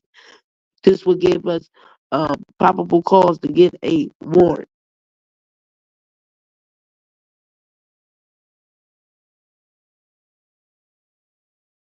Exactly. Yeah, it's not Stevie J. A porn star came forward and stated that it was him. But Little Rod's attorney going to say, well, my client said that he's still standing on what he said, that it's Stevie J. How do you think a person can look at a video and say, that's not me? And I think that they're not giving Little Rod legal advice. Meaning, you can't just say these things if they're not true. Okay? You said that these people from UMG and Motel Records was the sponsors of these parties, and you said that they were at the parties and they brought in these minors. And in the new motion, the attorney said that they never even been to Diddy's home when Little Rod was working with him during the Love album, and that either he's delusional or the other thing is that is a lie. He said your client said that he seen these individuals in Diddy's home with his own eyes. And his attorney, Tyrone, took out some of the allegations out the complaints. Remember, he did one complaint, then he did another one. If these allegations were so true, why are you taking some of them out? And then adding some in, taking some out, adding some in. That don't even make sense. If they're true and facts, why are you taking some out and putting some in?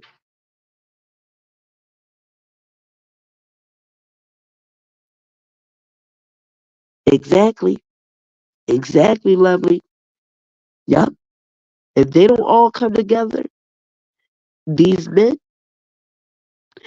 and go to Washington, D.C., to the Supreme Court, and come together and get these laws changed, and also find a way to get these women also to be held accountable, the ones that lie and make up these lies when they are complicit, and all this is over money. Because if Little Rod got his money, we wouldn't be talking about this. So did you really come forward because you were a victim because of minors and all this other stuff? How did you, who took the videos? That's what I want to know. If you're sitting there with Cuban Gooding with his arm over your shoulder, you're smiling, who took the video? You couldn't have took it. So would you put a camera in Diddy's house when you went back? Who took the video when you and Diddy was sitting there talking when you claimed he was trying to offer you cocaine? Who took that video? You're sitting there talking to Diddy. You couldn't have took the video. So it's somebody else either that was complicit with him to try to frame Diddy, or this dude had a hidden camera somewhere. Because they claim all the photos in the complaint are still photos from the videos. So who took the videos? And who knows to take a video if you're claiming at that moment you're being abused or you're being offered cocaine? Like, who knows to take a video right then and there? Doesn't make sense. But when Diddy let him come back in there, that's where he messed up. Because they wanted to do something different than Cassie. Oh, Cassie put in a complaint and did the trigger warning. Well, they did the trigger warning too, but this time he said, "Oh, we gonna put pictures. We gonna put still photos or videos." But you throwing all these other people under the bus that has nothing to do with anything. You threw UMG recordings and Motown records, and now their attorneys is coming after Lilrod's attorney, saying that they're gonna sanction him if he don't drop these allegations that he got in these complaints.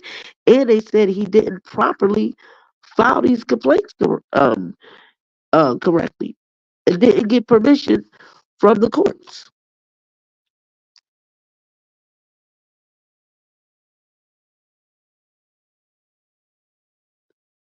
See, they were hoping that Diddy was just going to come and pay in 48 hours like he did with Cassie.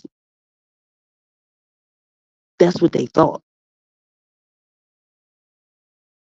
And look how Diddy has not been charged, but how because of this raid and because of all these things, you got to think Stevie J, Young Miami, 50 Cent's Baby Mom, Cuban, all these people, whoever sponsors or whatever um, deals, a lot of people gonna be dropping them, and it's sad because they're not even guilty of anything.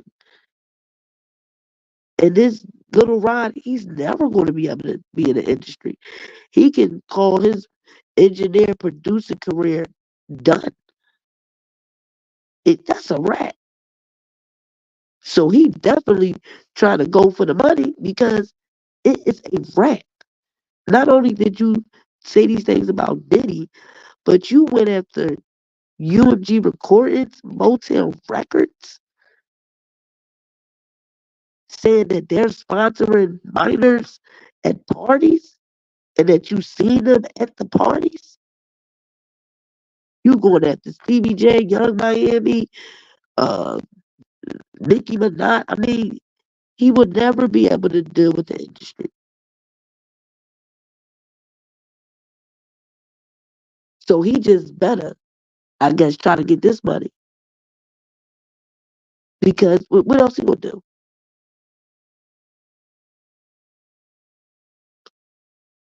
Oh, you said the porn star looked like Stevie J. Oh, wow. Yeah, Stevie J said it ain't him. Well, Lilrod lied. He said that Diddy told him it was Lilrod. I meant that it was Stevie J. Shown to witnesses. I mean, if a jury had known that, what do you think? What the jury would have said? No, exactly. It'd have been a total different. Hey, so now that's common sense. And that's common sense right there. They didn't even allow the bullshit that the officer, the jailer did. What they didn't even allow that in there, huh? All of that happened in 2019. All of that happened in 2019 before I went to trial. So that's before I ever went to trial. But it wasn't told to us until 3 weeks before the verdict. So somebody waited until 3 weeks before the verdict before they even mentioned it. But they knew about it in 2019. Because they knew if they would have mentioned it in 2019, then what would have happened? It was going to be in trial. It would have been in the trial. It'd have been in the trial, bro. Or it wouldn't have been no trial. Yeah, that witness wouldn't have been, it wouldn't have been credible no more. Yeah, so, like I say, man, follow the common sense. For a reason, man. Yeah. Yeah, you gotta act shit out before motherfucker reason. I hate to say it, I'm sitting my ass in here, man, and all of this shit didn't happen, and knowing I shouldn't even been going to trial if something like that happens. That's with anybody. The law can't break the law cannot break the law to uphold the law. Stop it. No, they can't. Stop. All of the debate, all of the other shit, that stand right there ain't there to negotiate. The law can't break the law to uphold the law. You can't do it. And why would you need to do it if you got somebody dead to the right anyway, like you claim you do? Exactly. Why would you need to? 153 times. Stop playing, man. This is beyond common sense. But it's all good, man. Like I said, I'm being patient, and I'm gonna believe. Nah, keep your motherfucking head up. Hey, I'm gonna be real. I know niggas don't like to hear it, but I know it saved me. Bro, that's 5, 6 I did straight my last run. Getting out and looking back at it, I knew if I would have been on the street, nigga, I'd have been that motherfucker doing a real life sentence. Sometimes shit get in your way, right? To get you right. You know what I'm saying? So, you stay your ass physically fit, you stay mentally fit, and be ready. So when you step out, you better than when you left. You know what I'm saying? Motherfuckers is still I'm making something out of it. I ain't sitting here just, I'm making something out of it. You know my character. I'm making something out of it. Slowly but surely, man. No, I know this, nigga. I know you know how to fight. But boy, you get out and act like you don't know who I am, I'm coming to find your ass, nigga. We going to jail together. We going to jail. We going to tear the whole mall up, nigga. We going to tear the whole studio up. We gonna tear that motherfucker up so much we both going, nigga. For about 4 days. We gonna tear it up with hits. We gonna tear it up with hits. We gonna tear that mall up with shopping. I'm so tired of this gray outfit. God damn, I never wear gray in my life. I get out there. It's crazy, man. God. Oh shit. That nigga said I'll never wear gray in my life, boy. You crazy. I swear to God. Whoa. Yeah, man, it's all good, man. Just, I'm gonna be calling you, man. I've been talking to my lawyers, all that kind of stuff, man. Going through it, man, trying to make sure that they on their ass, on their own point. Yeah, stay focused. You got the right attorney. You got the same attorney representing Bill, right? Bill Cosby, right? Yeah. Yeah, you got the right attorney. And I'll tell you this, she know what she looking at, and she ain't into doing no losing. She give me the impression that if it was what it was, she'd have just told you that. Oh, yeah. Oh, no, she would. Trust me. She don't blow no smoke. Yeah. She told me this bill, she feeling good about it. We got 20 seconds, man. I'm going to hit you, boy. All right. I'm here, bro. All right. All right.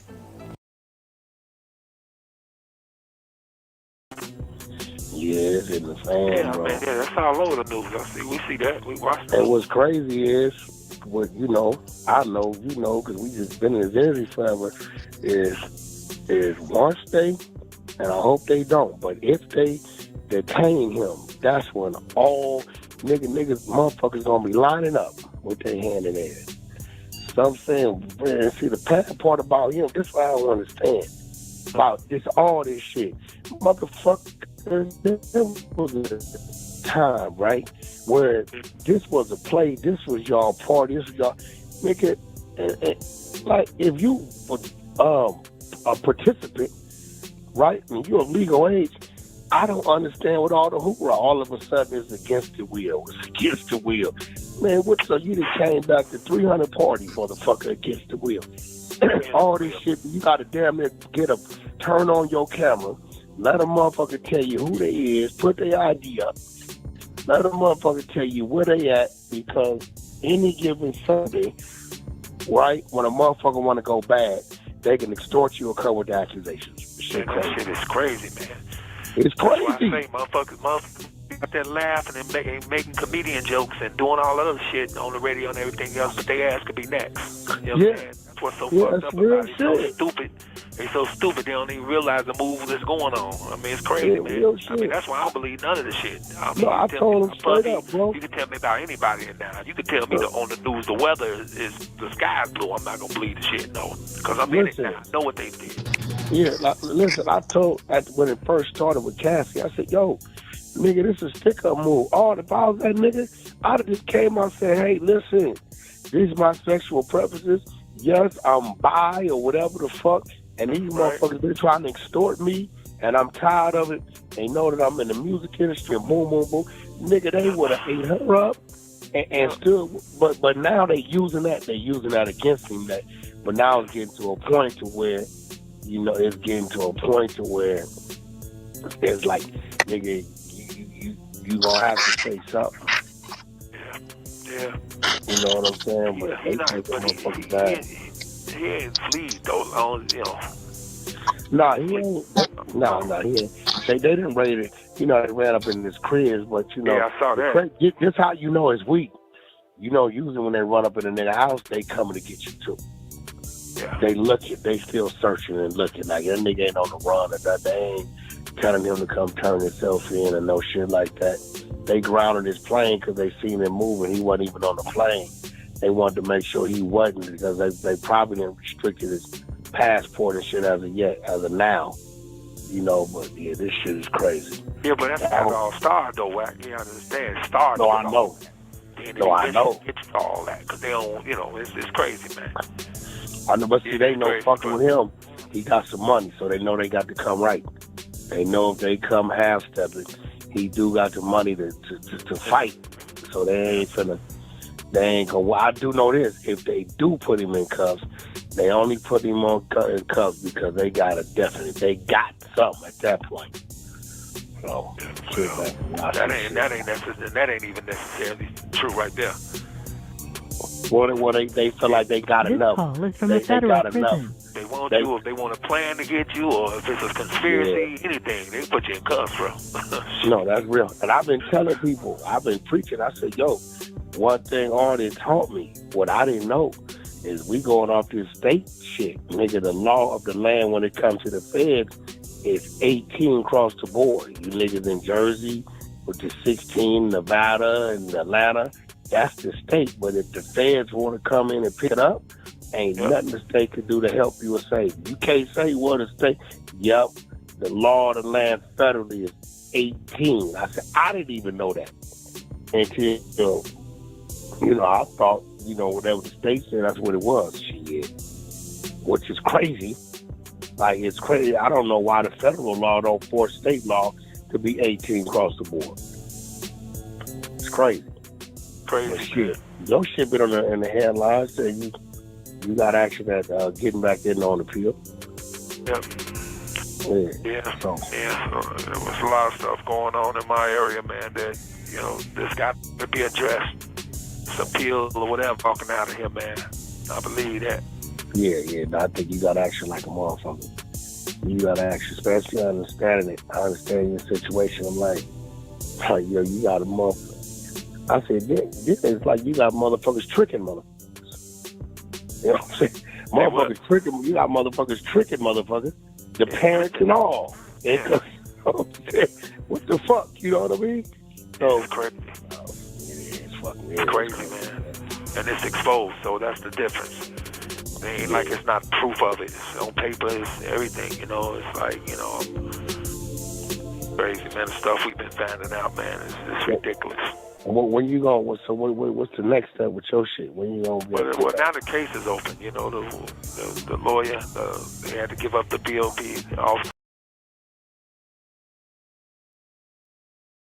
And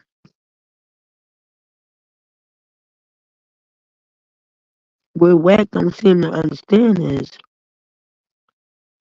Tashak is going on this little tour run to these different platforms doing these interviews and dragging him, Shannon Sharp, Cory Holcombs. Who else is she dragging? Bobby Brown. And I think I'm missing a few people. But if y'all listen a couple days ago when I played the audios of Tasha K getting in touch with a female who Wack was messing with on Clubhouse, who now claims that she's the reason why Wack and his wife were going through some type of divorce. I think they've been married for 20-some years, something like that. Their kids is grown. But she's the one that put out the picture, if y'all remember, when the picture came out of Wack laying on the bed, butt naked. That was the female. Now, Tasha K got her on an interview, and the girl saying how Wack was abusing her, how he take videos and stuff of females on Clubhouse to hold against them. So when they try to I guess, go at him or switch up on him, he could extort them and put the videos out. And if y'all remember, I don't know if y'all ever seen this episode, but it was on the Kardashians when Kanye had finally met up with Ray J and Wack to get the supposedly the rest of the tapes or whatever. And Kanye met with Wack, not Ray J. And on that episode, when Kim was on the floor and Kanye walked in with the suitcase and she started crying, was like, "Oh my God, y'all look what Kanye got." And the first thing Kanye said, "We will never be extorted again. I ain't never going through this again, man. We never going through this again." I said, extorted? So that means when he met with Wack, Wack must have asked for some money for the rest of them items from that tape stuff. Because remember, Wack is Ray J's manager or whatever. But Kanye specifically said out his mouth on that episode, "We will never get extorted again." This is when they were still like kind of cool. They were still going through the divorce thing, but he claimed that he did that deal of getting them tapes and stuff back so that his children wouldn't get older and eventually see it or whatever. And he just wanted it to end. But he said the specific words, extorting. So Tasha K got this girl an interviewing her because she's mad that Wack put out her address of where she worked because Wack was coming at her about that she put Robert's information out with the BOP officer. And that's when Tasha K is on audio saying, "Yeah, I got R. Kelly locked up. Yeah, I did it. Yeah, anytime the feds need something, I give it to them." But now she's the same one who, the lady who is controlling her trust funds, running from Cardi B's attorneys from getting served. And Tasha K and her husband lied under oath. And them emails from the lady who did the signatures for Tasha K and her husband for the trust funds, she threw Tasha K and the other lady under the bus. Sent Cardi B attorneys all the email communications and everything. And they forwarded to the feds. So she's also under investigation right now because her and her husband lied under oath. So she's going around dragging all these men, keep saying all these men is gay. I don't understand why she keeps, like, you keep revealing things about people that's lies. And now she's saying, "Oh, can't nobody stop me from talking. They're going to take me to court." Like, that's cute. You claim you out here like you're something good for the culture or I don't see none of that. I see you use your platform to defame, slander your own people. And you use that to get views and to progress on your platform. You ain't out here dragging no other cultures. And now she's coming at Cory saying that his wife said that she stuck items in his butt. Lying. So not only do we got the media coming for our people and our black successful men, but you got our own people who act like they journalists or they a part of the media space because everybody can make a platform on YouTube now, and everybody thinks they went and got journalist degrees and like they got journalist integrity and no.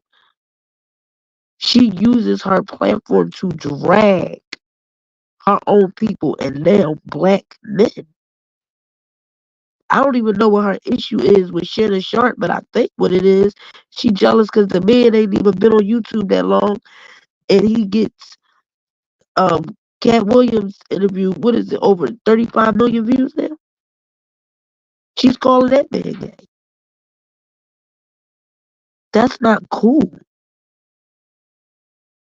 But then you're mad because people claim they support R. Kelly, so you gonna go look up Corey Holcomb's family information, you gonna go drag whack because they support R. Kelly. Make it make sense.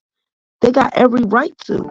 And if people want to call you out because they believe the things that you're doing is with the BOP officer violated that man's due process rights, they can speak on that.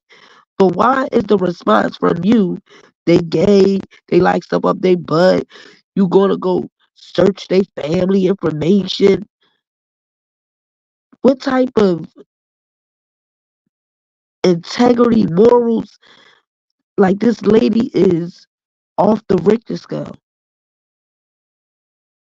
And she's no better than the same media that's out here dragging these men. She didn't learn from Cardi B to stop saying salacious things about people. But now it's, oh, the only way they can stop me is they're going to take me to court. So now, that's what Corey Holcomb said he's going to do. Let me show y'all.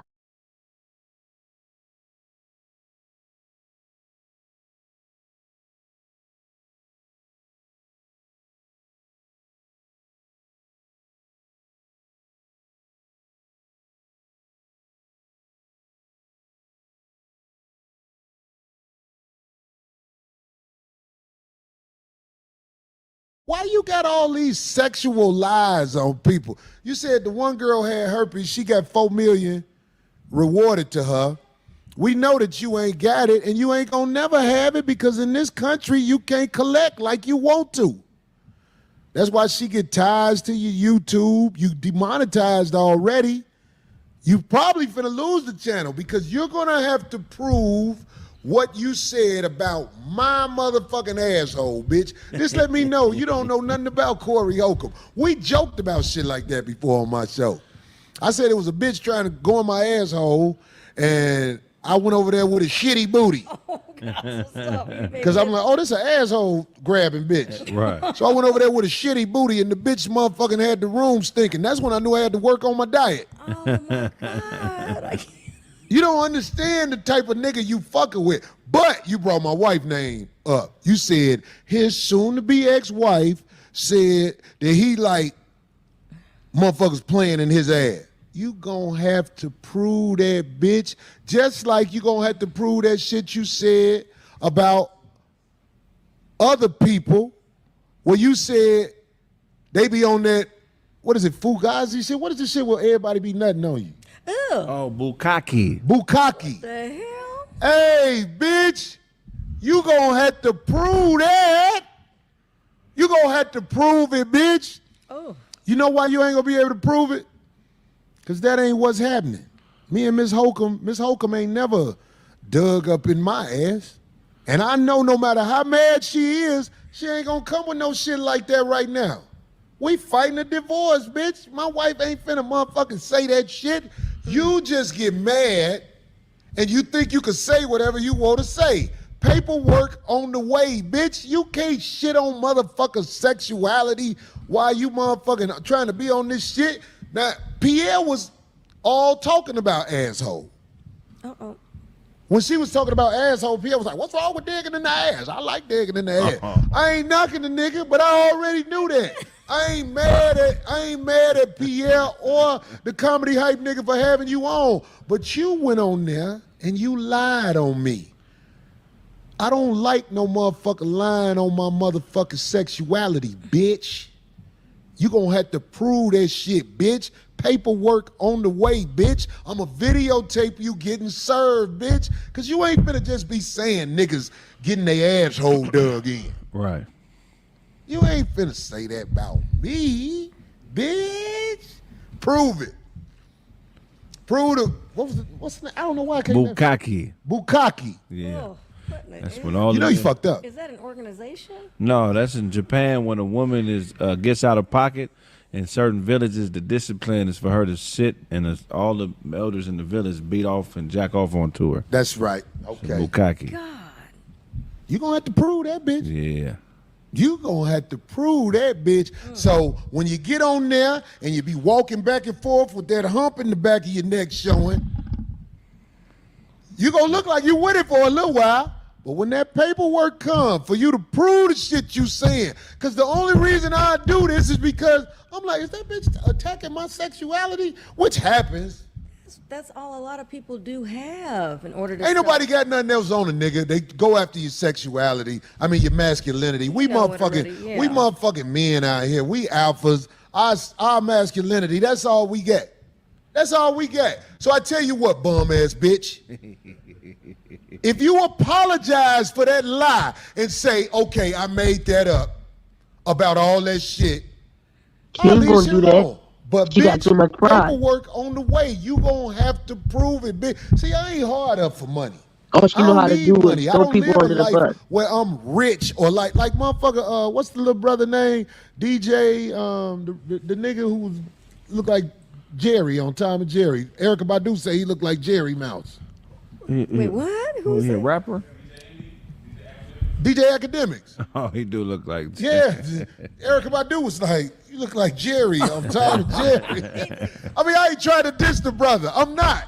Because he said something about me, I said something about him. I ain't mad at him, but I'm saying,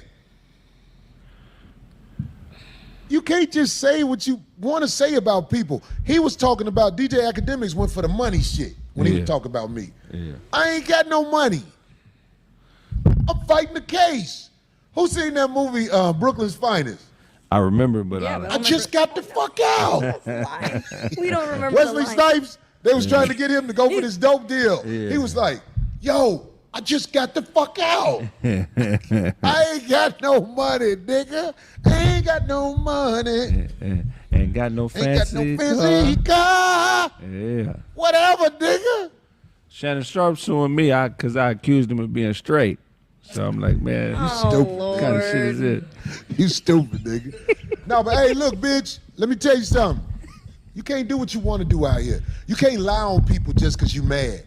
I'm going to make you prove that shit unless you step up in the next couple of days and admit, I was mad at the nigga, so I said all kind of awful shit about him and people he know. Because that's what you did. If you don't, the paperwork will be there. I know you good at hiding assets and shit, but you saw how I got your number? Bitch, I done checked out your whole shit. Yeah. That little run you trying to make, because I know you hurting. You play it off like it's all good. And I heard your husband be with you everywhere he go. So we gonna serve both of y'all. We gonna serve both of y'all, because you gonna motherfucking stand up and tell the motherfucking truth, ugly bitch. You ain't finna just say what the fuck you wanna say, because you mad. Man. That Cardi B shit, when you had to come up off that 4 million, see, it ain't really fucking with you that bad, because you ain't used to having shit. But you would never be able to come up in this nation without paying her bread. Yeah. And that little African link that you got, bitch, okay, do it like that. But you ain't finna shine in America lying on people. You gotta pay that girl her bread. And you gonna have to pay me too unless you apologize, because I don't need your bread. Or I don't need to motherfucker be making sure you fucked up in every way, because I ain't got time for it. But bitch, you can't be lying on motherfuckers' asshole, bitch. That's funny. He like his asshole played with according to his ex-wife. Nigga, I bet everything I got, she ain't gonna stand on that shit with you. Me and Miss Holcomb ain't play asshole games, ugly bitch. That's what you and that African motherfucker probably did. See how I worded it? I didn't say that's what you did. I said that's what you probably did. Because that ain't the same as saying what you said, ugly bitch. You still ain't learned your lesson from that Cardi B shit. That fake ass cry apologizing to Cardi B and she was forgiving you. That let me know Cardi B got a heart. I seen your videos where you was still talking about Cardi B, but you was saying facts. I looked them up. You was saying facts after you got sued. You was like, this, that, and the other. People like, yeah, that's true. I'm gonna put some facts in your motherfucking mouth, bitch. You gonna shine right now because I know you prideful. You prideful. But after a while, you're going to be like, this motherfucker had the paperwork and all that. You goddamn right, bitch. You ain't finna lie about motherfucking sexual shit. Bum ass bitch. Next. We on to the next topic unless y'all want to say something about the hoe. Can't lie on niggas, bitch. Fuck wrong with you. Somebody say this nigga triggered. Hell yeah, I'm triggered about an asshole motherfucking allegation. Asshole allegations, you know what I'm saying? That ain't no cool shit. Nah.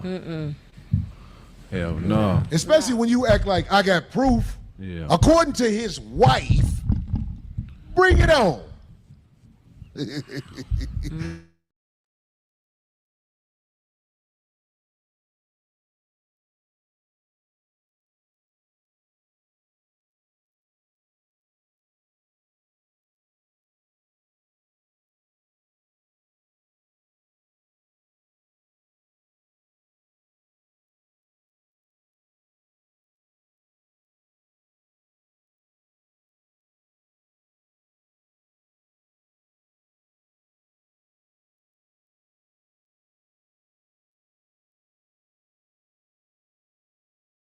See what?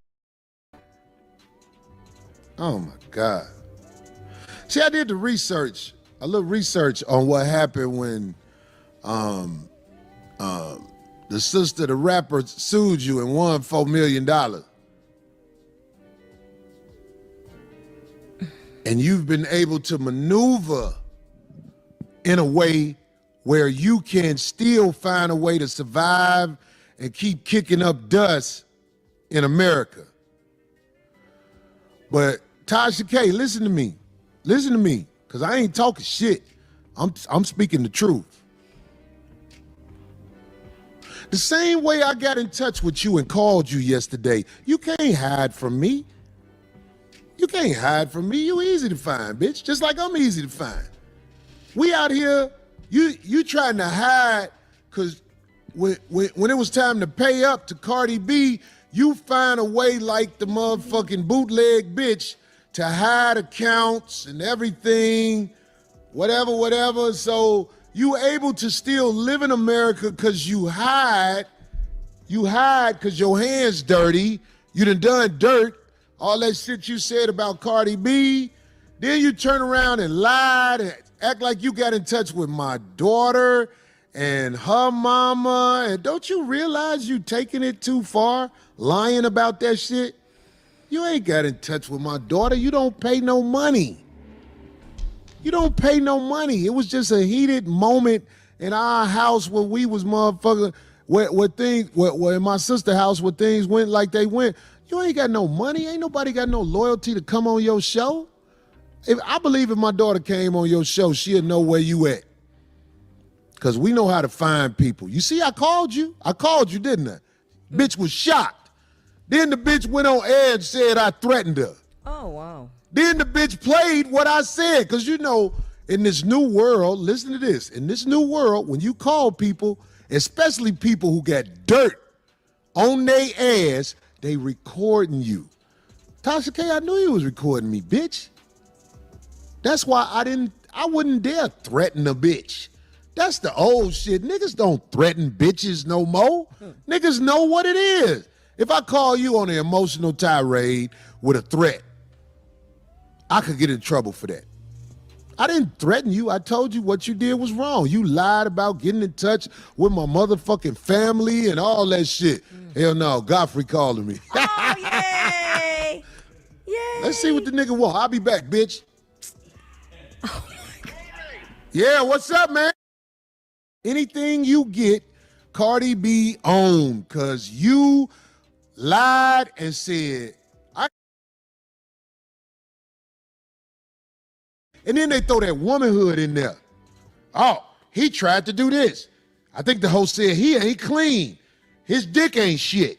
He this. Then the bitch got on there. Cory DM the transgender. Just try to throw the whole smear campaign at me. Come at me. Bitch, I'm standing on motherfucking solid ground. I ain't just start doing this. There's a lot of people who know a side to Cory where that shit you saying don't make sense. And like I told you on the phone, you ain't got to worry about me coming at you with lawyers. I don't do that. I ain't finna sue no bitch because she was talking crazy. You need to be changed. To lie on my family, try to involve my motherfucking daughter and all that fuck shit that come with separating the black family. Because if I fuck up and I call my daughter a bitch, God damn it, I don't feel like my daughter a bitch every day. It's just you got to run with, look, everybody, this is what Cory said. That's what you and the bloggers do, because y'all ain't on shit. They need action. They need headlines. They need clicks. They need excitement. And what people don't realize, what she's actually doing in people like that. It's sad because to speak so highly like, oh, I'm so concerned about women. The whole lie that said, my marriage was destroyed and my wife left while she was pregnant because me and you was fucking around. Wait, what? That bitch needs to be changed, dog. That bitch needs to be changed. Yeah. She took it too far when she started lying like that. Now, see, I know what happened with you and Cardi B, and you didn't have to pay that $4 million because to collect is different. You owe Cardi B $4 million. Asked for payments recently. She asked to make payments. She what? She asked the courts to make payments. She want to get her status set yeah, she's trying. where she can be back out here monetizing the way she want to. Yeah. That's why she want to get on a payment plan. But I hope that Cardi B don't allow this bitch to be a member of society. Bitch, you owe. Anything you get, Cardi B own, because you lied and said, I ain't gonna even, how you gonna say a bitch got an STD and the bitch ain't got no STD? Look how I talk. I say the bitch ain't got an STD. Well, how you gonna say the woman had an STD? Just put that out there like that. That's what I'm saying. You tried the same thing on me. Listen, Tasha, you deserve to be changed. Changed. Straight up. Because you bogus. You deserve to be changed. I ain't speaking on no motherfucking level where motherfucking YouTube know what the fuck I'm talking about. YouTube ain't from the motherfucking streets. I am. You deserve to be changed. Stop lying about my family and trying to egg some shit on with my daughter against me. Because, bitch, let me tell you something. Them streets ain't that big, bitch. Them streets is not that big. The people who you dog out have means. But even the people that go on the show, I mean, look, those people, you got to count all the lives that are destroyed by stuff like that. Because even the people that they have on there, they're so excited. A lot of them are on there just for the attention, just for the camera time or revenge on someone. But when they walk out of there, whatever hope they had left of any dignity, right, is gone out the window. And who got paid from it? So those people don't. Them bitches ain't, the little bitch who tried to shit on Kevin Hart, that bitch ain't get paid. She went on there as a bitter bitch. If you worked there, you probably got dick up in you. So then you got mad when it didn't result to no real money and you went to an ugly bitch like Tashak. Tashak is not attractive. Wait a second. Give a fuck what a motherfucker say. You went to that ugly bitch and spilled your beans and left with a pet on the back because we know this bitch ain't got nothing for you. But how you concerned about families when so many are destroyed by what happens on there a lot of times? You get so excited to see people putting that dirt and stuff like out there to prove stuff.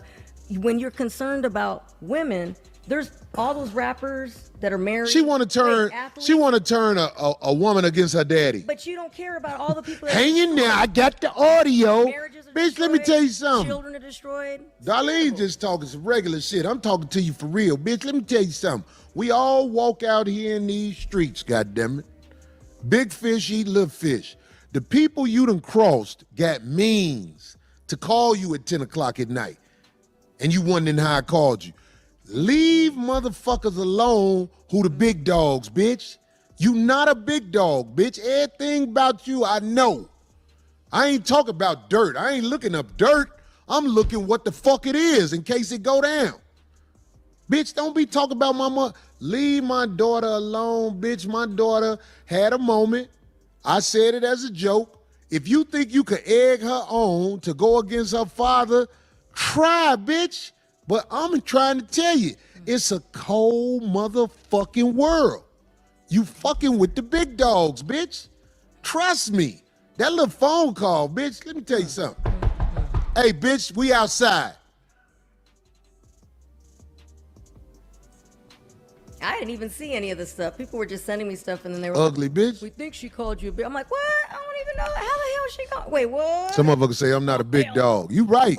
You're not gonna get Cory Holcomb to slap the shit out of a Donnell Rawlins on. Oh, you talking shit while I'm on stage, motherfucker? Bleh. That ain't how it go. want that so bad. That ain't how it go, homie. I ain't even got a point no more. Niggas know what's up. Yeah, that's so I done saved niggas. Me and Donnell Rollins and Earthquake was motherfucking at a show in Milwaukee. God damn it. Earthquake had the promoter to make it where Donnell Rollins bring up Cory Holcomb. I mean, Donnell Rollins bring up Earthquake. Listen, I'm telling you, I was on beast mode that show. I told the motherfucking crowd up. Earthquake, even though we was beefing, I know what it was. He wanted the crowd to come down a little bit so he can win him over. That's why he had Donnell bring him up. I was watching Donnell. I was like, oh, he's mild. Because I don't watch comics, but I was at the show with the mob. I was at the show with the mob. Motherfucker, they thought that was they was like, man, fuck them niggas. I was like, homie, this comedy shit. This ain't no shit where we ride out because of that. If it was some shit that happened that I thought was out of control, I asked for some help, but I never need no help because most of the shit that happened in the world, I just handle it by just being the best. I'm a level 5 comic, the strongest out there. I say that. Look, we coming to San Antonio this week, goddammit. Watch what happened in San Antonio. It ain't gonna be no oh, that's how it was with that special that the Dirty Larry did. Shit, motherfucker. When I hit the room, dog, I'm a room wrecker. I can't even say beast no more because they say he a beast. So that means I'm not a beast. I'm a room wrecker, dog. I flip room. D-Ray had a birthday last night. I went up there, freestyle. That was fun. 80% freestyle. Room wrecker shit, dog. I don't motherfucking get mad at this shit, but the bitch Tashak is taking it to another level, trying to get kids to come and motherfucker. Well, my daughter ain't no kid. My daughter 30 years old. Whatever happened with me and my daughter where I snapped that day, I can't make excuses for it. But y'all motherfuckers be trying to run with a bitch who claim womanhood. Let me tell you something. A bitch that try to turn the child against the father, that's a wicked person. And what they get, they deserve. So I'm just saying, hey, ugly bitch, check this out. I got a platform too. And you know when you put my name, look, you played that recording. First you lied and said I threatened you. Then you were scared. And you played it. I'm talking to you, Tasha, ugly bitch. You played it. If you don't want your motherfucking platform interrupted, take my voice off your shit. Because, you know, I think it was on motherfucking Instagram you did that shit. You can't have my voice on your shit without my permission. You're not supposed to record me without permission in some of these states. So I'm gonna find out what's up. I'm gonna have my girl look at that shit. If you take it down, we'll leave you alone. We expect you to shit on niggas. We know you hate niggas. Yeah, she fell out with Funky Dineva, who's one of my favorites. They used to be friends. I love Funky. We expect you to shit on niggas. You get off. You have gotten away so far without paying that lady her money. So you getting bolder and bolder. So when you get sued, this all that happened? But I'm telling you, bitch, fuck a motherfucking suing a bitch shit. I ain't gonna sue you.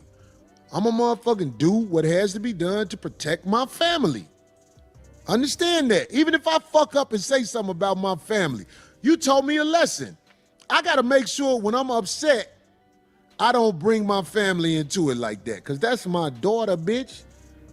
I hope my daughter is saved. I hope I'm saved. I hope we come together. I got shit I wanna leave her. You trying to make it with me and my daughter don't talk no more, even though you can't do that on my end because I'm the OG. I know how it go. But bitch, find somebody else to play with. He had. So it just shows you that she's a black woman who literally uses her platform to defame, degrade black women and men. She don't care. It's like she's not even black. Like she's like like she's another culture or something. And now you want to go after Wack and Cory. I don't even know how she got on Bobby Brown, but now she's using his family, whoever he got issues with, and they calling her up to give her information, and he did what a person's supposed to do. Had his lawyers contact her. Hey, don't put out that information. Oh, since he got his lawyers to contact me, now I'm putting it out. And then I don't understand the people that contact this lady that she claims she ain't paying people. She just pay for they hotel, the plane, and they makeup and all of that. So y'all go to her platform to degrade, slander, defame your own people. Like she don't use her platform to uplift. She don't use her platform to speak of the good of what black people are doing. So she want to talk about how kids and our teenage daughters and stuff shouldn't be listening to Cardi. Nobody should be listening to you either. And what makes it even worse, you somebody's mom. Isn't your teenage daughter like 16, 17? And I don't even understand how she got fans. Because what make it worse is her fans go along with she do. They agree to slandering and defaming black people. And now she's going on a tour with saying that these men all getting stuff in their butt. And oh, they can't stop me unless they take me to court. Like that's cute. Like you got money like that to really keep just going back and forth to court.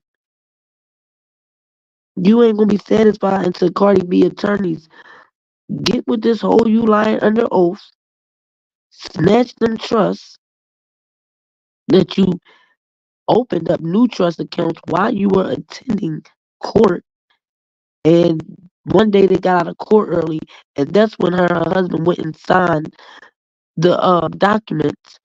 That's the information that the lady, I guess, with the intake, um, gave to Cardi B's attorneys.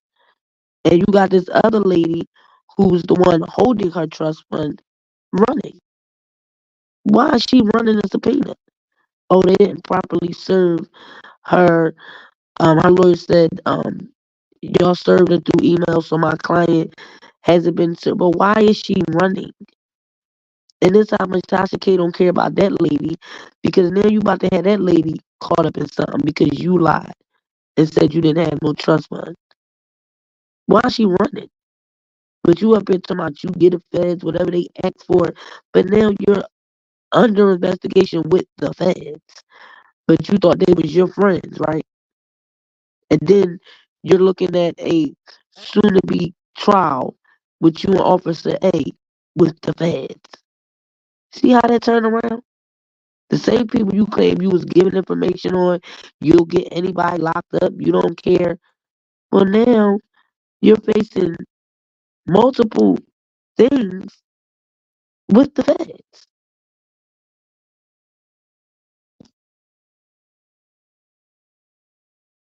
Hey, Crystal. So moving on from her. Wait a minute, where did I put?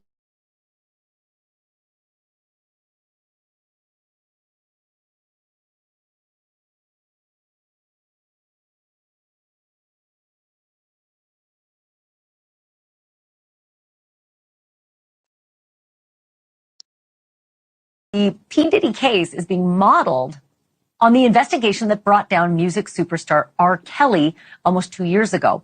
And in that case, the federal government used allegations that were made in civil lawsuits against Rkelly to bring criminal charges.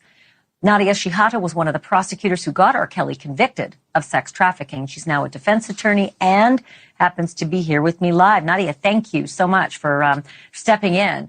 So first of all, your reaction to the news you're seeing, to the two raids, all of the material that I've just provided prior to you coming on, and the news that the feds are modeling this case after your case.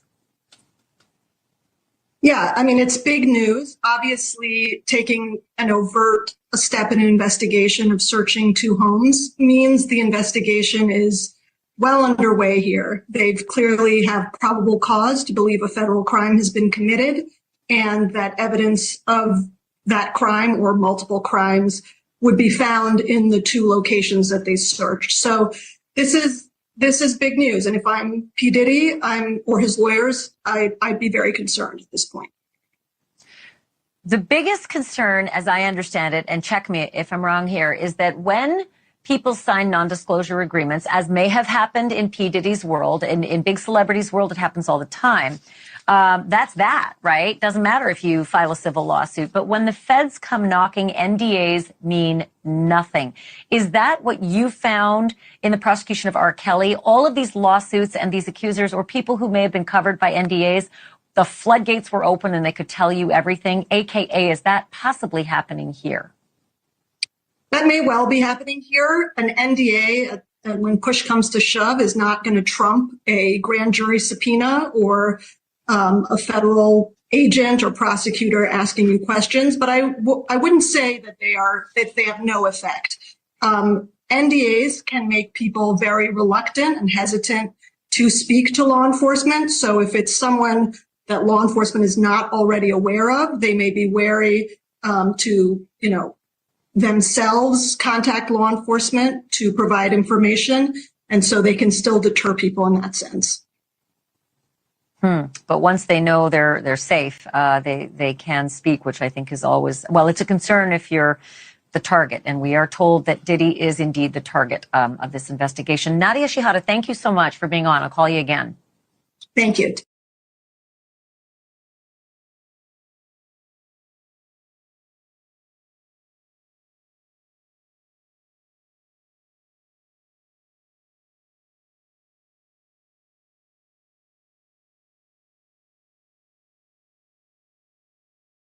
So they're using the same playout that they did with Robert, which is sad. And I don't understand how Shahada,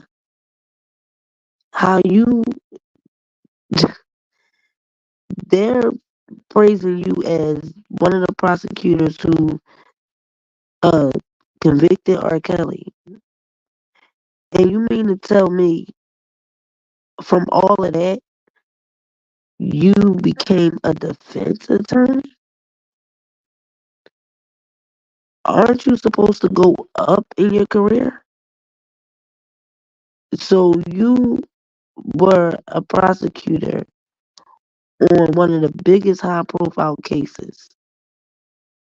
And in return, you are now a defense attorney?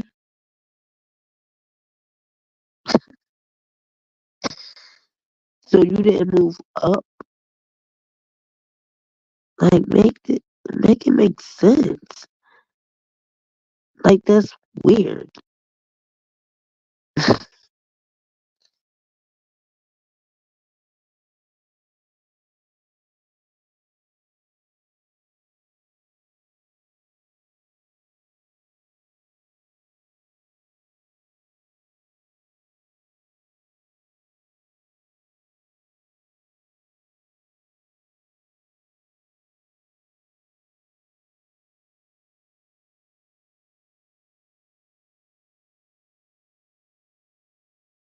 Who I am now, so. What do you think they're doing this for? You were talking in the elevator. What do you think they're doing it for? Why they're doing this to you? Because, I mean, the way this country is successful is if we have one set of rules and everybody follows them. If anybody gets outside of that set of rules and they're in a public view like I am, you know, it's like detrimental to everybody following the rules if I'm representing, like, to what they think is that I represent lawlessness and the outlaw mentality, and I represent that thug mentality from the street. So they feel like if they can punish me, then it'll punish people who are not as brave as I am, who don't speak out against things like me, who not scared to walk through the streets with no bodyguards. See, they need to put me in jail. These other guys, they don't have to put in jail because they can arrest them on smaller things. They can't arrest me on those small things. They got to frame me. They got to do things like this. They got to have, 30 charges and none of them have to do with me. You know what I'm saying? How can you, if you really, while all these cameras are here, everybody goes something to grow on. How am I going to forcibly do anything to a girl after she did it to me consensually? And that's not something I'm making up. That's what they said. They said that. The girl came to court and said she did this, she did that, she called my hotel, it was good. She said that, not me. Now, why am I going to force her? I mean, this is common sense. But no matter what happens, innocent or guilty, my life is ruined. Because when they say, whatever they say in this verdict, y'all are not going to make it front page news. It won't be big enough, no matter what. All that you want to hear is that he's guilty, he's in jail, the reign of terror is over, the outlaw is gone. That's what they want to do. So I'm starting to think I don't know which story to read. I don't know if this is, about, black and white and loud and quiet, or is it about me and this girl? Because if it's about me and this girl, come on, we shouldn't even be here. Coming down the elevator, you complain. Something like that up, though, what? Why would she make something like that up? Because hell have no fury like a woman scorned. You know what I'm saying? I'm guilty of a lot of things. I'm guilty probably of being a male chauvinist pig.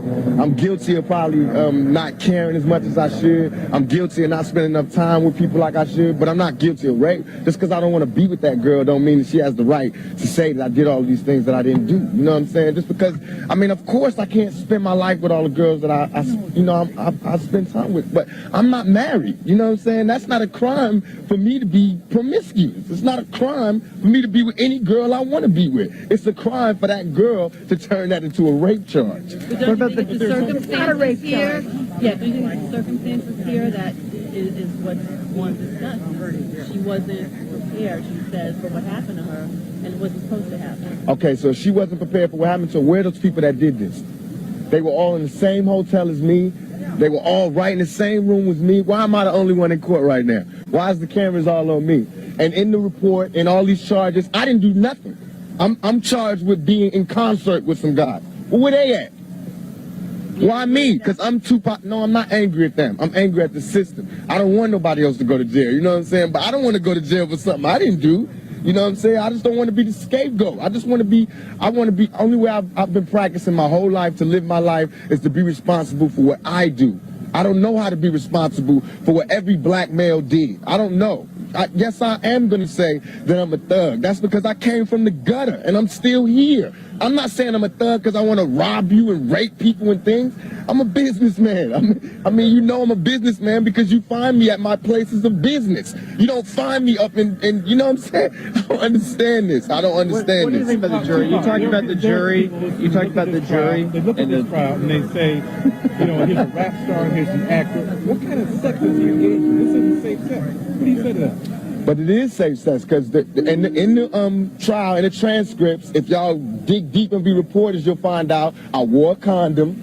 It was her who sodomized me. It wasn't me who went down in the dance club and ate her out. It was her in the dance club who had oral sex with me. She should be charged, not me. They're making like I'm some big gruesome animal, a sex animal, which is the charge involves a so-called gangbang in the hotel. No, it doesn't. It does not. But if you listen right in there, none of these charges of this gangbang, none of this gangbang stuff came out in the trial. She says people was rubbing her ass, grabbing her ass. Where are these people? Where are these people? No, she said it's an attempted sodomy. What is an attempted sodomy? If there was sodomy, second count. If there was sodomy, okay. If there was sodomy, why when she went to the doctor wasn't there any forceful entry? Why wasn't her anal? Why wasn't anything? Why didn't they find any of my sperm on the thing? If she's why wasn't any of my sperm? Because wear a condom. In some states means oral sex. It's one of the states means oral sex. Why didn't they find a condom? You just said why did they find it? On the night we had consensual sex. Before that.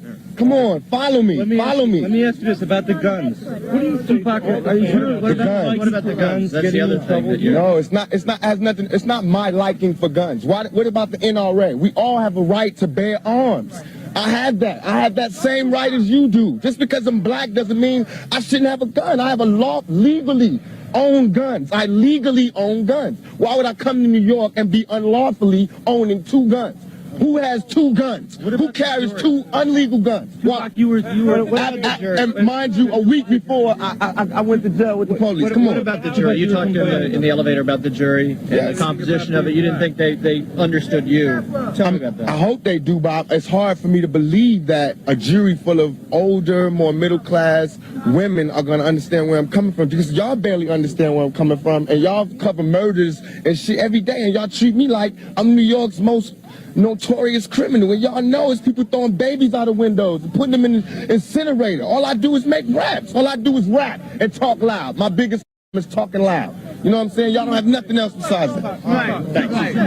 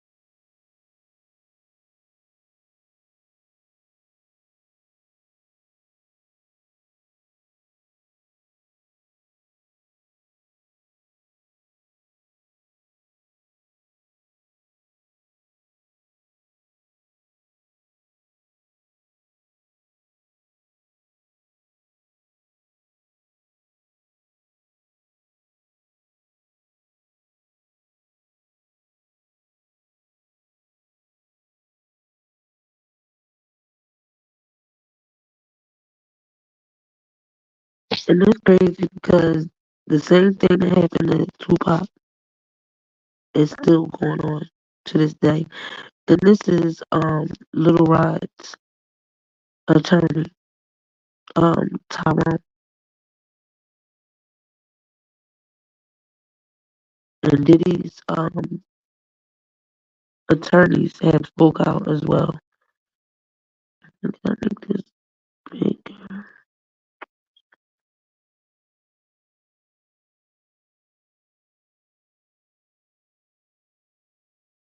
And they were saying that the raid was overuse of military level force.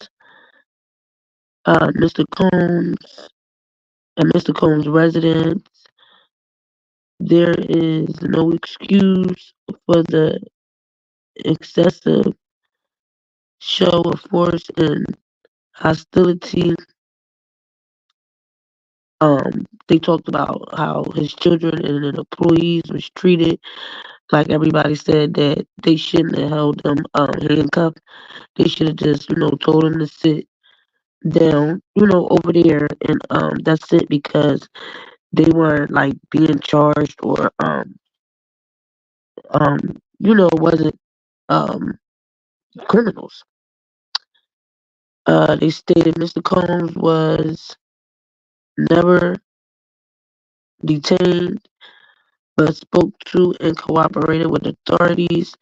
Despite media speculation, neither Mr. Combs nor any of his family members have been arrested, nor has their ability to travel been restricted in any way.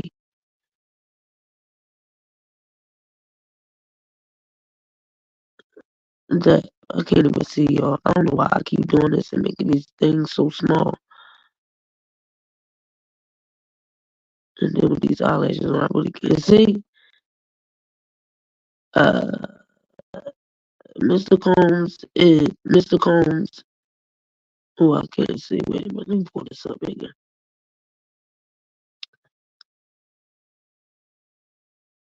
So it looks like they saying that this was a premature rush to judgment and that Mr. Combs and is nothing more than a witch hunt based on meritless accusations made in the civil lawsuits. So like I was saying, they're claiming that they're doing the same thing that they did to Robert by going off of these civil lawsuits and claiming that they're making these females sign these NDAs to cover up crimes. So by them bringing in the FBI and Homeland Security, it's like basically the NDA is non void. Like it doesn't matter. Like as if it was a real crime. Why is these women settling for NDAs and money instead of us saying no? I want to go to court to have this person criminally charged. But no, they settle for the money. It's not like somebody's forcing somebody to take money. Come on now, stop it. There has been no finding of criminal or civil liability with any of those allegations. Mr. Combs is innocent and will continue to fight every single day to clear his name. Statement from Aaron Dyer, Diddy's attorney. So, Universal Music Group has filed a motion against Tyrone, which is Lilrod's attorney, and Little Rod.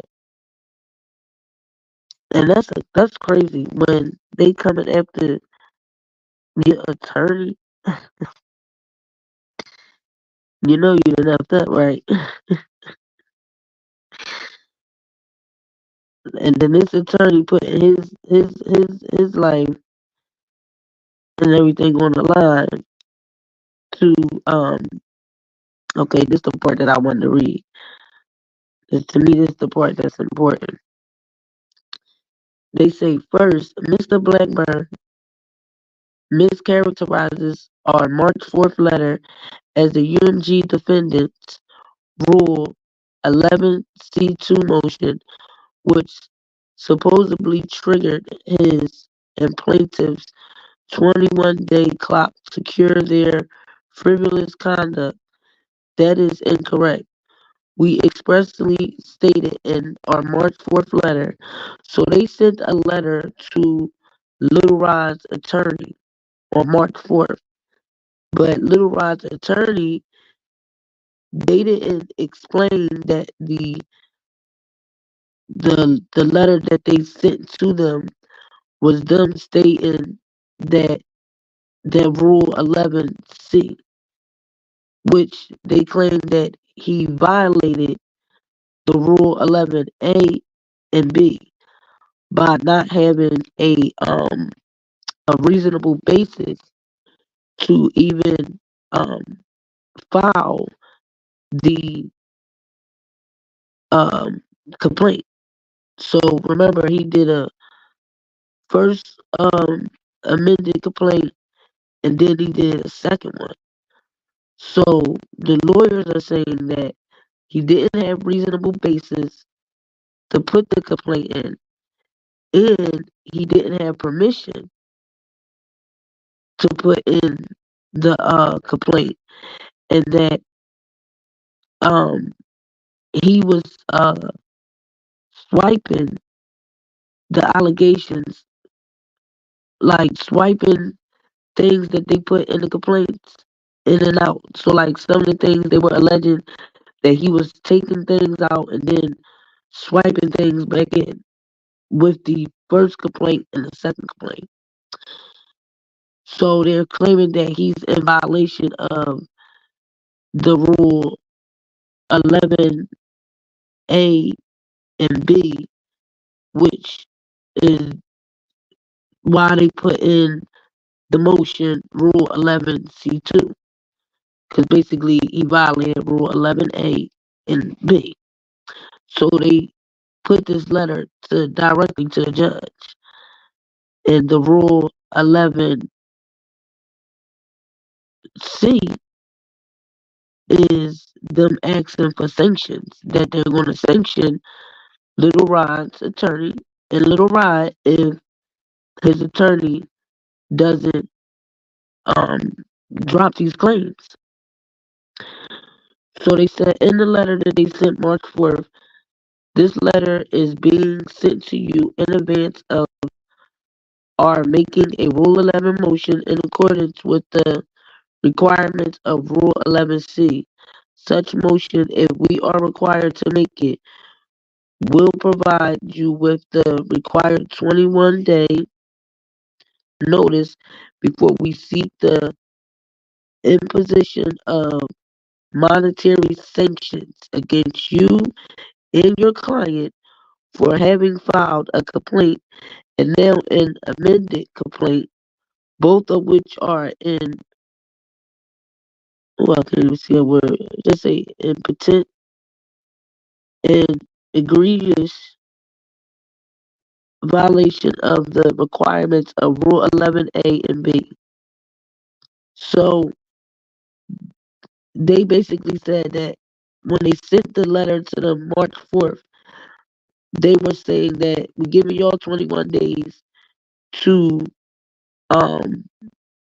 basically drop these claims, or we're going to sanction you and your client for filing this complaint and now amended complaint, because they claiming that he's in violation of the requirements because he didn't go through the proper steps to file the complaint, and that he didn't get permission, I'm guessing, from the judge. I'm not an attorney. Y'all just know that I research and read just as well as everybody else.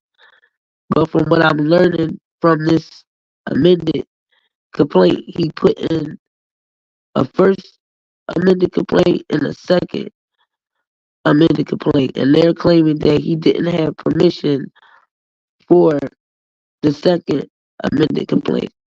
So not only was he not supposed to put the first one in, but so that, I guess they're saying, so you definitely didn't have permission for the second one. And then if they sanction him, they can like take this man for, his assets and stuff. And I'm speaking on Lilrod's attorney. And they saying that inside of the complaints that he's saying that Lilrod said he's seen Ethiopia and individuals from UMG Records and Motown Records at these parties, and they're saying that that's a lie. They said the whole sex trafficking thing, that he didn't have reasonable basis to even put these things inside the complaint, and that he's swiping things in and out, adding and then taking out different things in the complaints. So they wrote the judge. So I don't know what's going to take place from this, but I don't know if he wrote back yet. I didn't see a letter. Let me see. And I don't think that he sent one back. Let me see.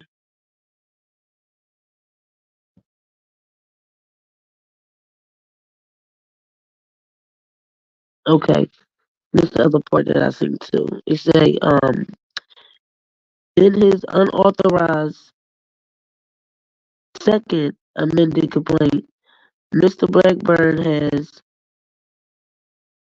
I cannot see that. What did it say? Jefferson? Is that a Jeft? Jefferson. Every one of the first amended complaints foundational What's this say? Allegations. I'm sorry, y'all, but I'm looking at the same screen y'all looking at, and it's small. Foundational allegations against the UMG defendants improperly filed twice, now without leave of this court and without bothering to identify the changes he has made to the first amended complaint. The first amended complaint included oh my God, can I see? Included the completely unfounded allegations that a plaintiff supposedly personally saw Sir Lucian Charles Grange attended Combs' alleged sex trafficking parties and also saw Ethiopia there. Motown Records is supposedly liable under a doctrine of respondent superior as the parent company of co-defendant Love Records, which is Combs' record label, and C. UMG Recordings and Motown Records supposedly funded Combs' alleged sex trafficking parties with bags of cash. Every one of these foundational allegations for the claims against the UMG defendants have been wiped from the second amended complaint, along with one of the claims he asserted against Motown Records for California premises liability.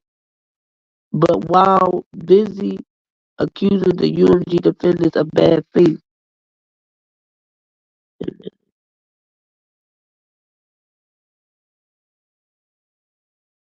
in filing their motion to dismiss, which would seem to be a textbook example for the psychological. I probably don't have that other one.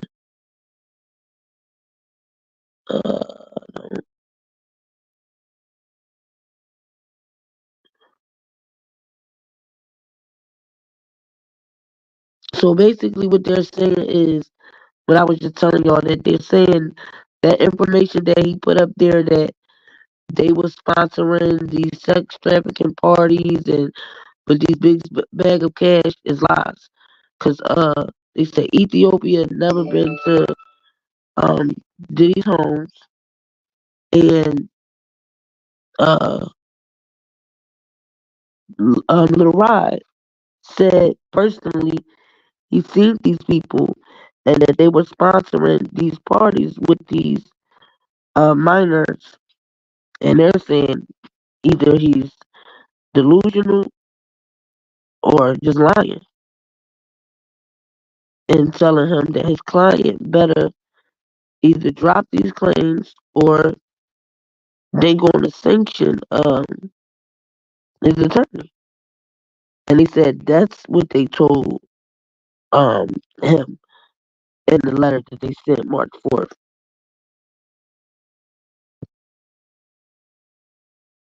Because if y'all remember, Lilrod's attorney said that in a motion that they sent to the judge saying that they've been threatened and that Diddy tried to contact Lilrod through third party. If y'all remember when I read that a couple days ago, when Lilrod put that out last Friday and said that some way they was contacting his 8-year-old daughter and that he was worried for his ex-spouse, his children, mother, and his family. So I don't know if they were saying that because UMG attorneys sent them that letter March 4th telling them to drop the claims. But the way Lilrod's attorney worded it was like that he was being attacked and stuff through emails. But they're saying no. We threatened for you to drop these claims because the attorney didn't file the proper procedures to put in the complaint, and that he didn't get permission. And I don't know how that go. Supposed to get permission from the judge, and that he put in one complaint and then swiped out some of the allegations and then did a second complaint and added allegations, but they saying we told you March 4th that we giving you 21 days to drop all the allegations that you made towards UMG, Ethiopia, and then remember they said like Ethiopia that they had dropped the lawsuit against Ethiopia and made it seem like that she was now cooperating, I guess, with Lilrod. But they also said in this new motion that that's also not true. That she still remains, I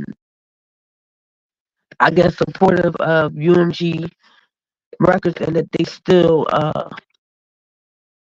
defending her. So they had put in there like as if she was working with them, but the attorneys of UMG is saying that wasn't true either. So there's a lot of back and back and forth. But yeah, that was the last thing they said, that you either drop these allegations or we're gonna sanction you and your client. So as I indicated above, we will shortly be serving our Rule 11 motion on Mr. Blackburn, and assuming he does not drop all claims against our clients, we'll be filing it with the court in accordance with Rule 11. See?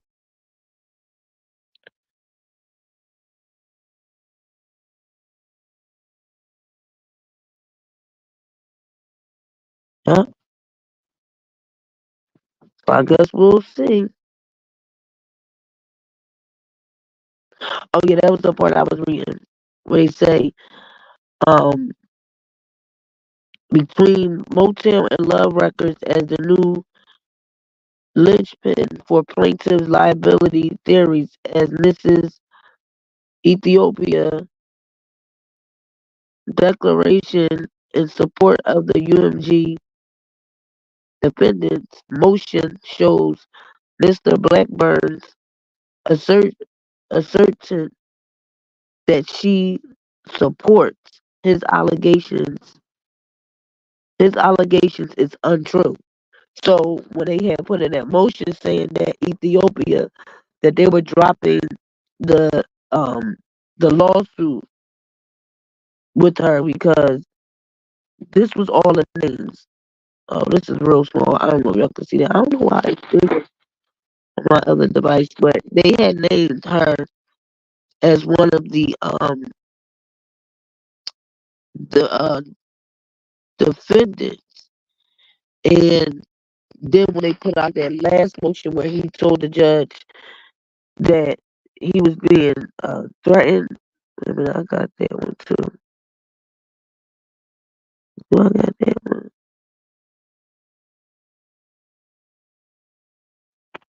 They're saying that that's untrue.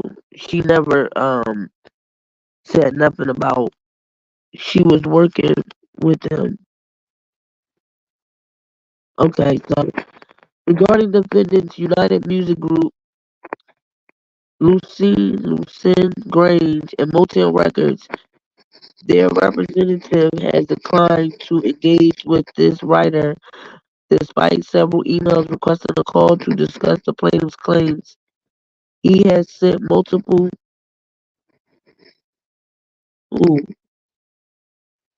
contradictory emails and letters filed with empty threats. It went so far. Oh no, that's not the one. Wait a minute. I'm trying to see the one where they said she was. Okay, here we go. A plaintiff entered an agreement with defendant Ethiopia. Under this agreement, in exchange for a declaration that will be appended to the forthcoming amended complaint, The plaintiff has agreed to dismiss all claims against Ethiopia with prejudice.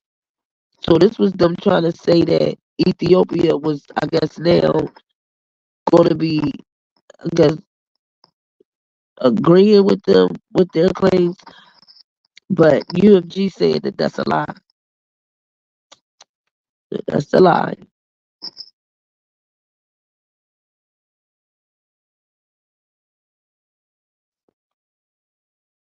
So, yep, that's UMG writing, giving them 21 days. So I guess we'll see after the 21 days if Lilrod's attorney is going to drop some of these claims. Yeah, they said he added and took out stuff, and he didn't even have permission to do that. They're claiming. So I want y'all to hear this. Shout out to my good brother Andrew Wyatt, who's always been trying to take up for our black men and women.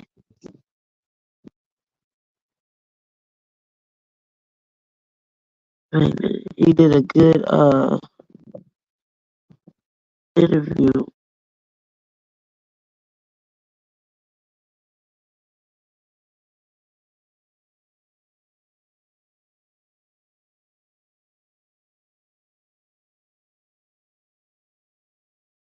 On tour, Prince on tour.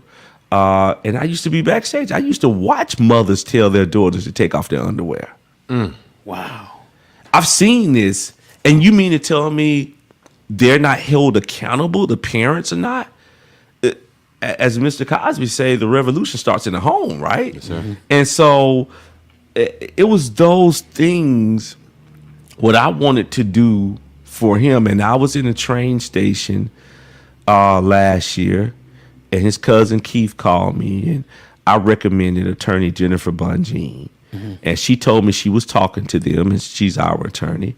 And I said, well, Keith is the one that has the means and resources to pay you. And I connected them on a text message, and that's how she got involved. Okay. And I've always told them I didn't want a dime. Now, I did tell Keith when we talked, and I want to put the truth and facts out here. I don't believe in hiding anything behind the door. So when people come back at your show, I want them to, and they make whatever comments, I want to put it all out here. I don't do halfway stories because this is not a halfway house show.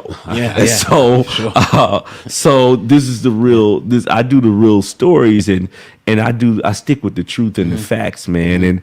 And one thing I said to him, I said, look, it would cost, you would have to pay me something because I would have to travel, I would have to do this, I would have to, expenses. And because it gets expensive when you go live in a city. You have to go live in a hotel, you have to do this, you have to develop relationships, you have to be out here working in public. You got to, part of doing what I do, I have to be in the streets. Okay, I got to go in the hood because I know with the street committee, they're the ones that know any and everything. They're the ones that could possibly be on these juries. They could be potential jurors. And their minds are already tainted. So now I got to go hang out in whatever spot I need to hang out at. I don't care how rough it is. Look, I tell everybody, one thing I don't fear is my people. I'm careful. And I understand, but I don't fear my people. That's right. And when you don't fear your people, that gives you a certain amount of respect where you could go into certain hoods and everybody be like, oh, you here? It's like you hanging out on the corner at the White House, get some subs. A guy came up to me, are you serious? Like, look, I'm just a regular guy, regular dude. And they didn't understand that aspect of it, of that I would have to go and tell his story. So when TMZ caught me in Beverly Hills last year when he was when Robert was found guilty, Mhm. and they said, "What do you think?" I said, "Well, he was railroaded." Yeah. He was, because how do you take a RICO law? Right. Now, a RICO law, this law was passed in 1970 by Congress to take down crime families. Crime families. Exactly. Okay, now you're gonna take it into sex trafficking. Mhm. They're designing the formula on how to take successful black men, whether you're, especially if you're entertainment, you're athlete. They're finding unique ways now. They're using a RICO law. A RICO law. He wasn't smuggling drugs. He didn't have any casinos. Right, right. You're treating this man like he's Bugsy Siegel. Yeah, pretty much. Yeah. And you use this law to say, well, but he was trafficking young girls. You didn't use that law against Jeffrey Epstein. Nope. Good point. Wow. Think about it. Yep. You didn't use that law against Ghislaine Maxwell. Right. Yep. She got 20 years. Okay. But did you ever hear RICO? Nope. Sure didn't. So think about what they're doing. They're restructuring, as I said earlier. When we figure out the laws, because they created the laws, they restructure the laws. Yep. And they restructure the laws because, first of all, they understand that if you want a black person to read something, put it in a book, because we're not going to open the book. And they understand that they got our attention focused on materialistic things, social media. You know, how can I get the next, Gucci or Birkin bag? How can I live this life that's fictional? It's Tinseltown. It's truly that. So that's the background on Robert. I tried to stop Robert from doing the Gayle King interview. Yeah. And I called, and what Darrell did, he set the interview up, and Oprah funneled money in. And Robert never got to see a dime of it.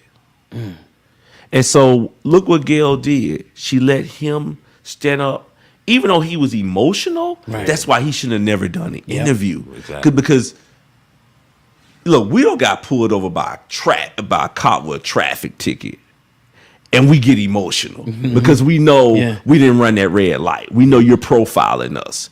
Well, it's certain when you're in those heightened situations, you have to now take a step back and say, this is not the time that I go and do a sit-down interview. Robert tried to repair himself. You can't repair yourself. You have to have somebody else who's not in your realm, not in your world to repair you. I'm not in your world. Right. I'm not in your realm. I'm not out here cutting the album. I'm not doing the show. Right. My job is to use my image and tie my image to you. And say that I'm not perfect, because every man has. Well, shout out to our brother, because he has spoke again about this media, Diddy, and how he feel like they're going to come for Jay-Z next. And shout out to Hip Hop News Uncensored. Look, we predicted it on this platform. This was a platform that said it was going to all happen, and we sort of, which just lets you know the blessing of you guys and the blessing of the knowledge that, that comes with what I do. You see it because you lived it. And you try to advise people of what's going to happen, because what you have to understand is that the lawyers that they have, they're not there to clean up your image or create a narrative in the public space. They're there to file motions and keep the meter running. And try to get things thrown out that they know have no chance of being thrown out of court. A judge is not going to dismiss a civil suit. A judge is not going to do any of those things. But as it relates to Mr. Combs, they're trying to label him as the Black Jeffrey Epstein. When you really think about it, and you really look at the facts of it, to send Homeland Security investigative team and to implement, guys with armored trucks and SWAT team guys on two different coasts, it says to me that someone within his who's filing these civil charges against him is cooperating with the federal government. Yeah, because in Lilrod's his initial complaint, he said that Diddy was affiliated with the gangs and that he watched on 2 occasions that Diddy was passing guns to these guys dressed in all black. That's why I think they came like that, because he put in his complaint like this man was a part of the mob or something. So he got them thinking this man got all these guns all around his house and he affiliated with different gangs. Like, you don't just say stuff like that if it ain't true. They ain't found one gun in that man's house. This is why I said that it needs to be charges for people that lie. Like, you hype this attorney up. Some of the stuff you might have said, all right, it might have been true, whatever, but majority of that shit was bullcrap. We know it was. You see him on 2 occasions passing all these guns to these guys dressed in all black. You know, like, what? So basically, they had some reason, some motive to say we have probable cause here to. And they said it. They said that one male accuser and 3 female accusers, the Fed said that they have had interviews with, and based off of their civil suits is what gave them probable cause to get warrants to go in there. And that's why I said I think this is dumb. And they're claiming that they're using the same techniques Shahada, who prosecuted R. Kelly, used against them. First of all, y'all raided R. Kelly's house after y'all arrested him and then never let the man get a bond off of allegations. Diddy, y'all claiming y'all went off of a civil suit that never made it into a courtroom of a probable cause? Somebody that ain't been convicted? Execute a search warrant. And what people have to understand with a search warrant, it gives a person, when it's signed by the magistrate, it gives the authorities, an assignment to search for certain things. They can't go digging up the yard. They can't go in certain rooms and search for things, but they're searching for certain things that's going to elevate their claims, their alleged allegations against you.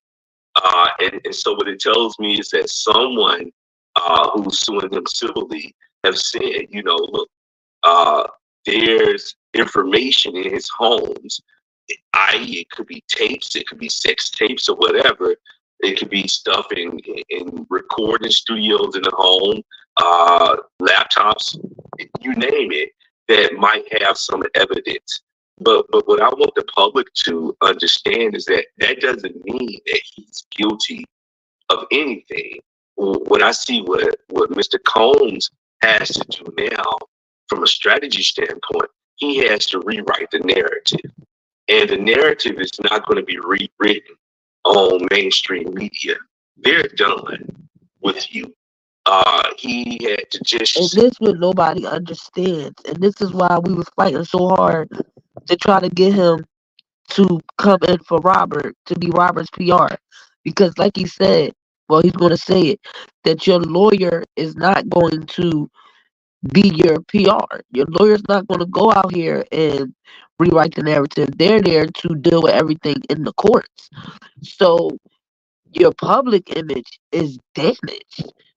Like he said, the media, they're done with you. They're going to drag and drag and drag, and they're going to keep this going on. It's like as if, to me, that the feds raiding him in the daytime, the feds usually come when you sleep, 3, 4 in the morning, when you unexpected. For them to do that at 12 o'clock in the afternoon, knowing that the media is going to be there, knowing that the media is going to hurry up and display this all on different media platforms. And this is what the lawyer wanted, to put this pressure to try to make you settle. Because if it was a crime, why did these people go to the cops? Why did they go to the authorities? Why is it a crime and this person is filing a civil suit for money. Why am I getting raided with armored trucks and guns, and you're taking me to court civilly? You didn't go to the cops and file criminal charges. This is crazy.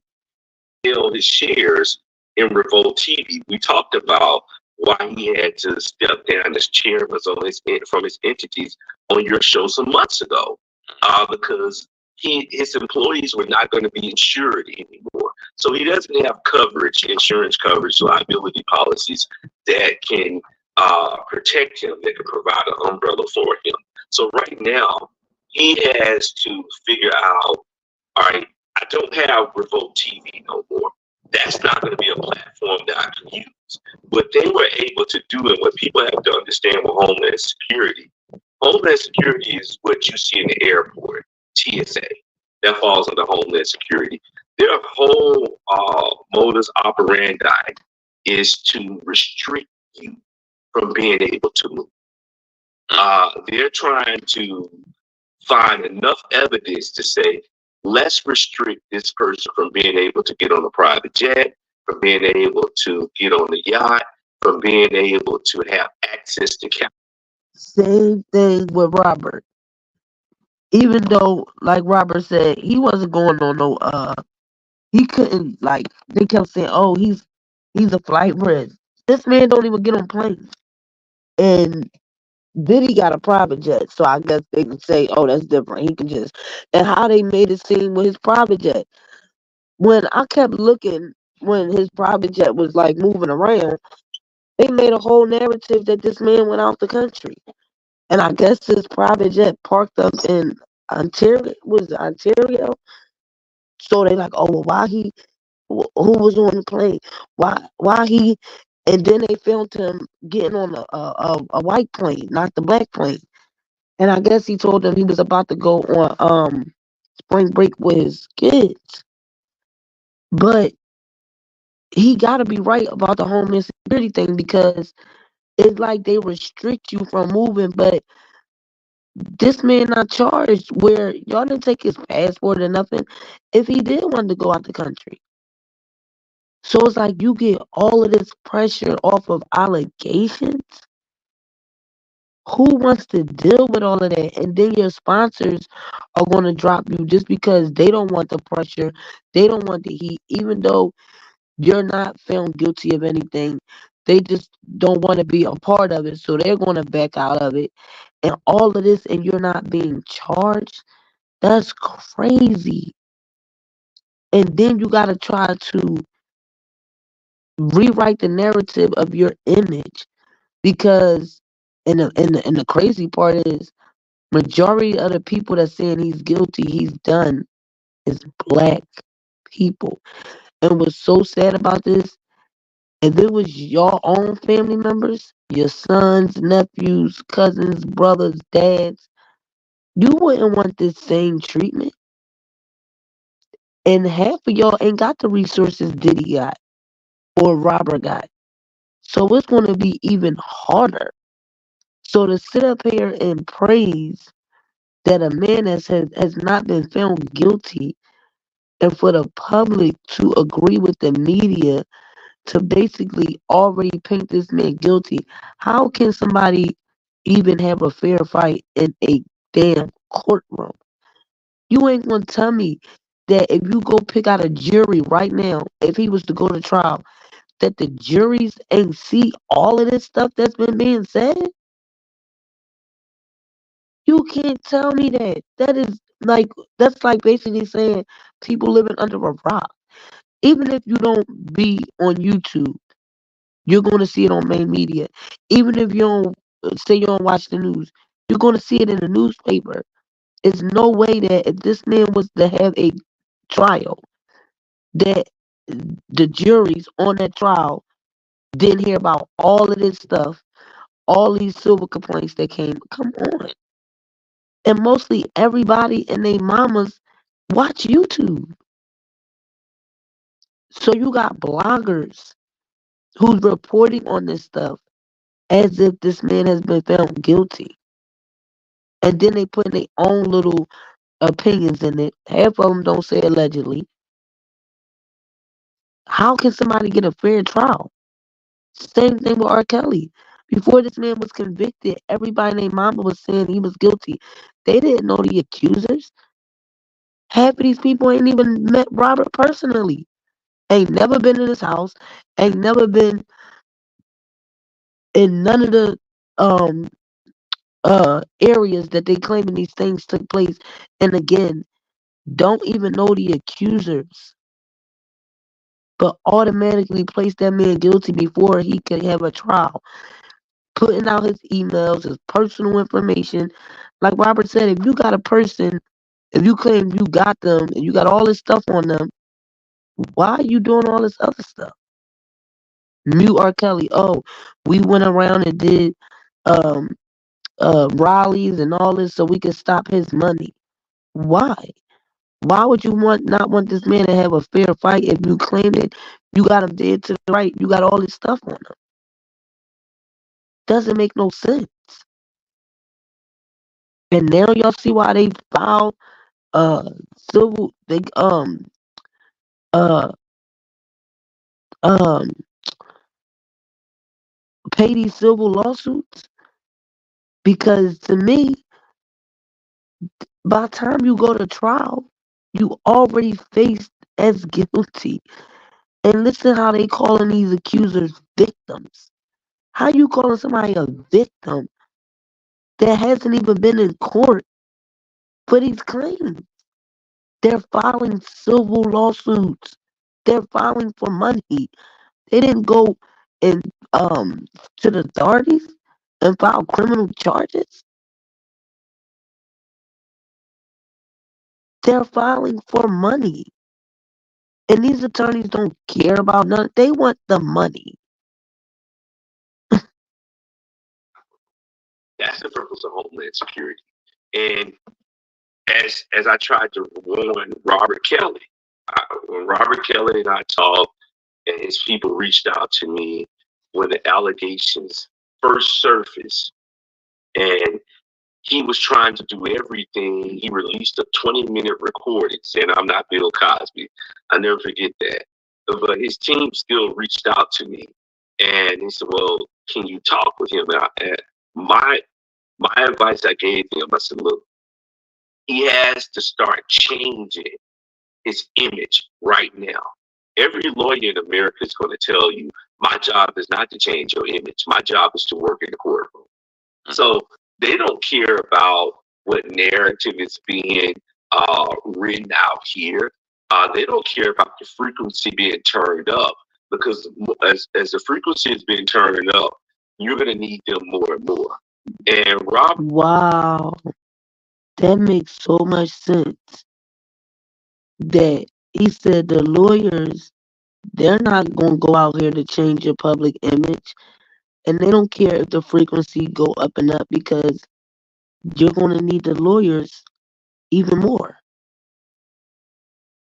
And again, money. You're not going to find too many lawyers that really just care about you.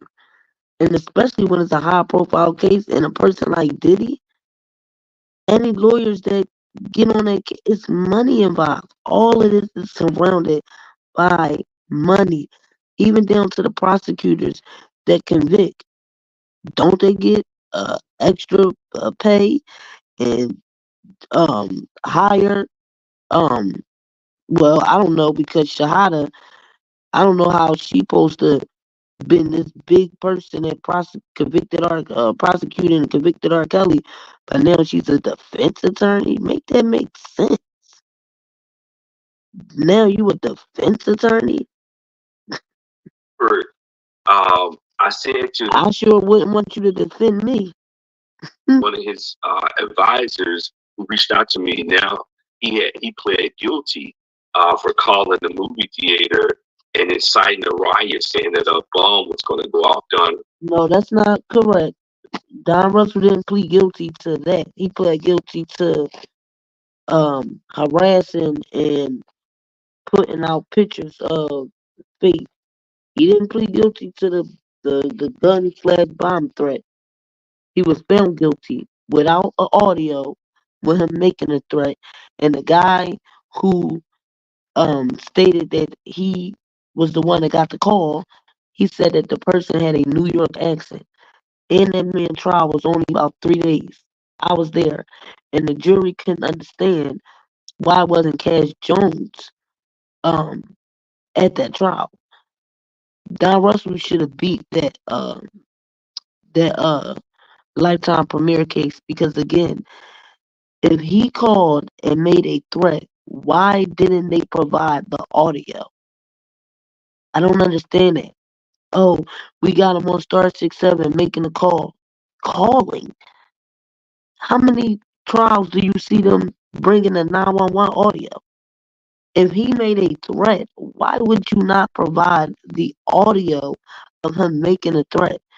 So when that guy said the person that called had a New York accent, I said to myself, oh, that's why they ain't got the audio. Did Don Russell call? Yeah, he said he called, but I don't think he the one that made the bomb and the gun threat. Russell. Don Russell got on the phone with me and said, look, here's Robert's number. Can you talk to him? I told Robert, I said, if you don't reshape the image right now and get those two women out of the Trump Towers where you're staying, they're going to come for you. Because now you're painting the image as yourself being a black Hugh Hefner. If Hugh Hefner had to move the original Playboy Mansion from Chicago to LA, what makes you think you could be Hugh Hefner in Chicago? A white man had to leave Chicago. That's where the Playboy Mansion was created. So right now it's the same formula, because first off, Bill Cosby became the litmus test. How to turn up the volume and turn up the frequency with no facts, proof, or evidence of anything. I know it's mere speculation. We hear people in the recording industry say, well, hey, Diddy is this guy. We hear Mace talking about it. We hear all of these artists who are angry with him because of their publishings and other things. So and they're going to come out with their own narrative. They have their own platform. And they have millions of followers who are going to take on their anger. But what I'm saying to people, we have to be careful about, promoting or endorsing what's happening to Sean Combs right now. Because what they're doing, when they detained his sons and put them in handcuffs, look, they were no threat to anyone. But when we on social media, and these social media enthusiasts out here who are armchair quarterbacks, and they want to get out here and incite something or talk about what they know, no proof, facts, or truth. They haven't had one alleged accuser, one witness on their show, and they want to talk about, oh, no, he did it. Right. We have to be careful about that, because now we're giving them a license to go into any black neighborhood and black community and just mistreat us. If they could go into some of the most, one of the most affluent communities in Miami and LA and bring armored trucks to this black man's home, and they haven't provided any evidence and proof, we just hear speculation. And we have to also remember that the district that's doing this, the Southern District of New York, the same district that came after Rkelly, the same district that took down Trump. Now they're coming after Diddy, the same district for Jeffrey Epstein. Wow. However, what I want to remind people of, when they raided Mar-a-Lago, they didn't detain anyone. That's right, not far from Diddy in Miami. And what we have to understand that Mr. Combs has to do right now, he cannot sit back idle and say, well, I'm going to put it in the hands of my attorney. No, you're a vocal person. I'm not saying for you to go out there, but you got to have surrogates right now to come out and plead your case. But here's the problem. When they see the federal government involved, that's to isolate you from people who would normally come out and support They you, run. because now they're fearful that you're going to start talking, because you're going to become afraid. So now this is a way to go after the Jay-Z's of the world. You go after everybody in that circle, everybody who has come to that home. And we talked about it on the show. None of this would be happening to Mr. Combs if he had never sued Ciroc. We talked about it. You brought it up yesterday. Let me ask you this, Mr. Wyatt. So we've seen since Cassie put her lawsuit in, I think it was around Thanksgiving or so, we were talking about that window that they had to hit, and it was around Thanksgiving that Thursday. Yeah, the look back window, the close. Yeah. We see that bombshell get dropped, and ever since then, the media, like you were just alluding to, public perception has absolutely crushed Diddy. How influential was that? How influential was the media and the narratives being spun about this man in Homeland Security going into his houses in Miami and LA a couple of days ago? Did that have any influence on them doing that? Yes, it did. It had the same. It was the same influence with Mr. Cosby. Mm-hmm. When you think about it, 2014, they put their art collection on loan to the Smithsonian. We're all at the event, and the AP sits down with him and Mrs. Cosby, and they bring up these alleged allegations. If you remember, when they brought those allegations up, you have to go back and do the research. What was the biggest event going on at that time in America that captivated the world? It was Ferguson, Mike Brown. Yeah. Wow. Okay. Yeah. It was Mike Brown. They were able to bring a surge, mainstream media, with women flooding Bill Cosby, Mr. Cosby, saying that he raped and drugged me. And a writer for Philly magazine, Bob Hubert, goes on CNN and say, do not let Mike Brown, Ferguson, nor the holidays take Bill Cosby out of the news. Fast forward. Look at what's happening to Mr. Combs. We had a bridge that was wrecked and lives were destroyed in Baltimore, the Key Bridge, torn down. We had an independent candidate for president, Robert Kennedy Jr., announcing his VP candidate out of Oakland, Ms. Shanahan. We had all of these things going on where Donald Trump, a gag order, was announced on him yesterday for his upcoming trial on April 15th. But what media said, do not take Sean Combs out of the news. As soon as they did those stories, they went back to having reporters stacked outside his Miami and LA home. The whole job, the media is doing their job. Is as Malcolm X said, the media has the ability to make the innocent guilty and the guilty innocent. That's the power of the media. Wow. When they want to put their foot on the gas pedal, they don't have to let it up because there's a message that goes out. All of the media entities work together. Although they're competitors, they work together. I can tell you firsthand knowledge, we're in the courtroom for Mr. Cosby's trial, and NBC is telling ABC, and CBS and the New York Times is telling the Washington Post, okay, you talk about this. We're going to talk about that. No. Don't you write about this. We're going to write about that.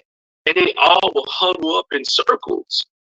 I reported a young lady from the New York Times. I called the New York Times her boss at the New York Times because she said on her social media page, she said, to all my journalism friends, meet me at this coffee shop in New York City, and we're going to turn Donald Trump into Bill Cosby. Right? Wow. That's the influence of the media. I worked in the business. I worked for ABC and Fox. I did 12 years in the business. They used to have us go out and set people up. They would tell us how to turn up the frequency. They would, if we got an exclusive interview, that's all the media wants now. A network wants an exclusive interview with a Diddy. The same way I tried the day that Rkelly was getting ready, Robert Kelly was getting ready to do the interview with Gayle King. I tried to stop it. Yeah. I called everybody in his camp trying to stop it because what did they make him look like? When he stood up in rage and anger, he looked like the black gorilla. Like a fool, yeah. And she, what did she do? Miss King sat there as if she was like terrified. Oh my God, he's going to jump on me. He's going to beat me. What Mr. Combs cannot do, he can't go to mainstream. He has to come to a show like Hip Hop Uncensored. You got to go back to the people. Yeah. Right. Your own. That's the mistake that these individuals make. But see, that's the problem. When you got people out here like the Tashak and all these people, everybody feel like, especially YouTube platforms, and some individuals that's on YouTube that have big platforms, that they gonna be like the Tashak and stuff. So it's like you can't even trust them nowadays. Now, Hip Hop News Uncensored, I think they have a good platform,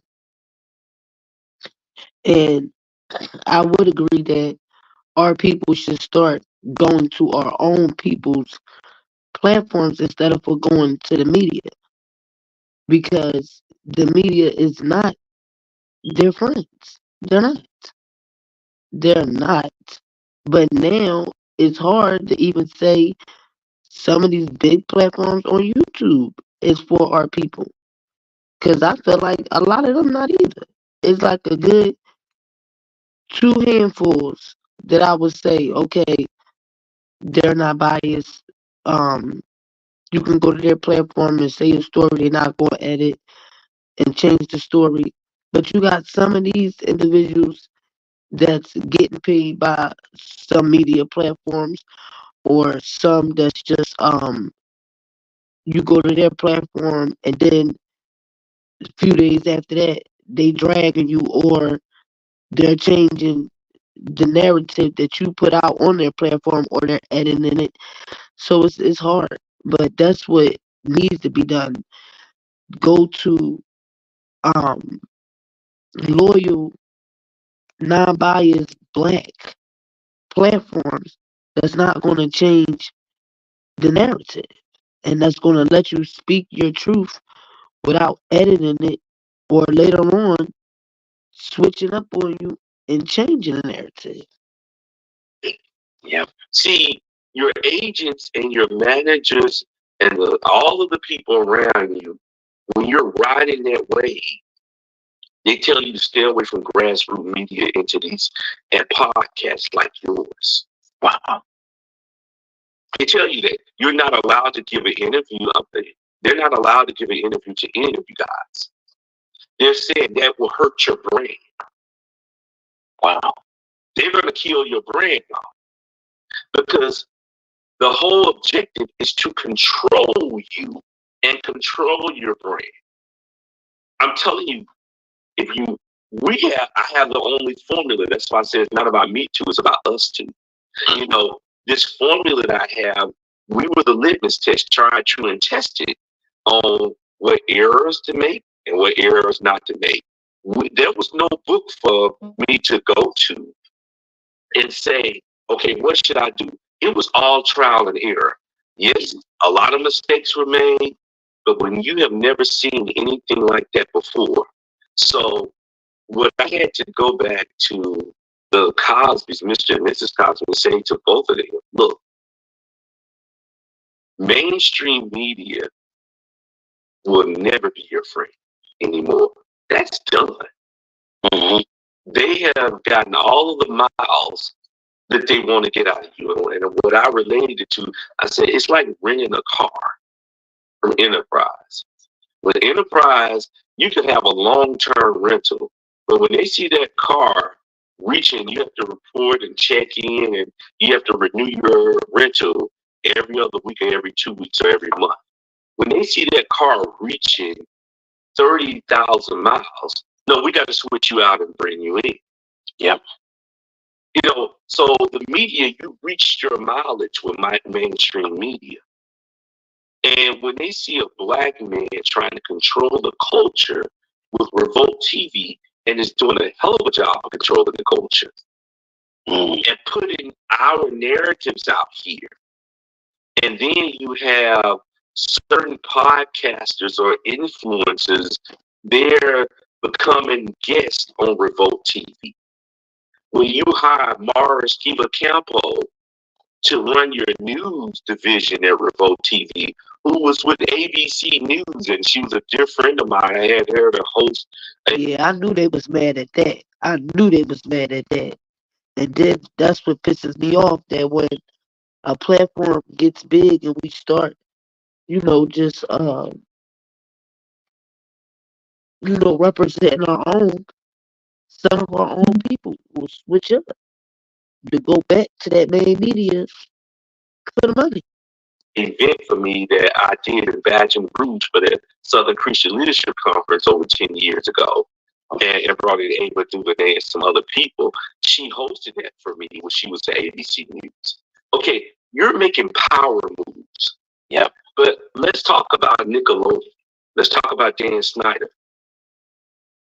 Okay, where's Homeland Security investigative team? I've been saying that for days. Ain't nobody talking about Nickelodeon.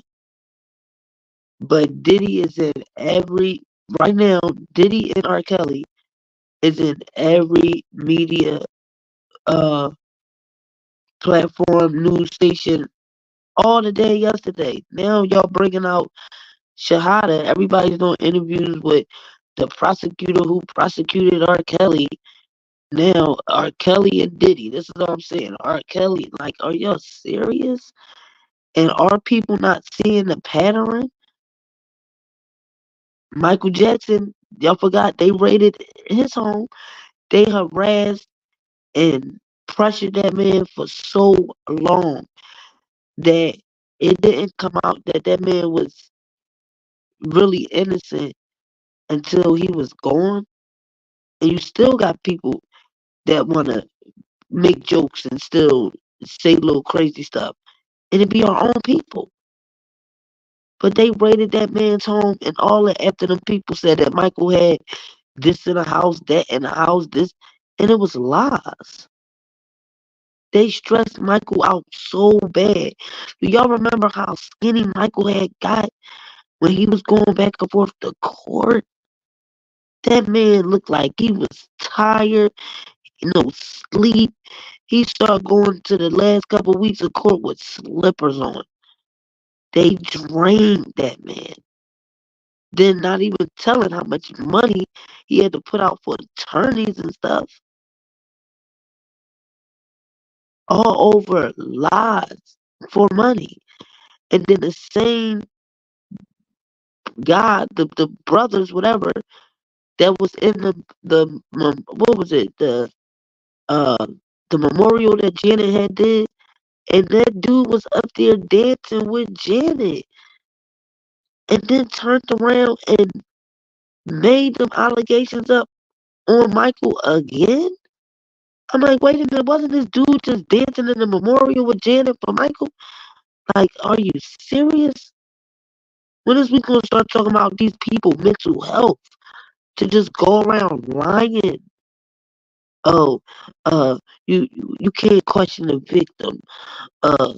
What would they lie for? Why would they not lie? What the hell are you talking about?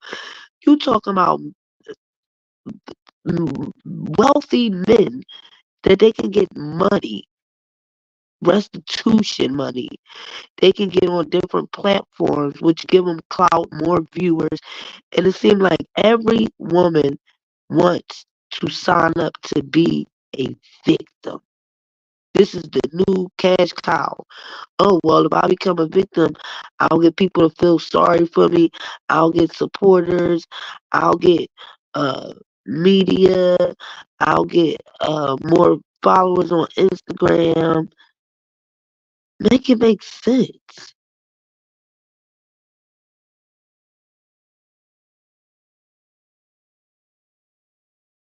With that issue, where's the Southern District of New York with that right now?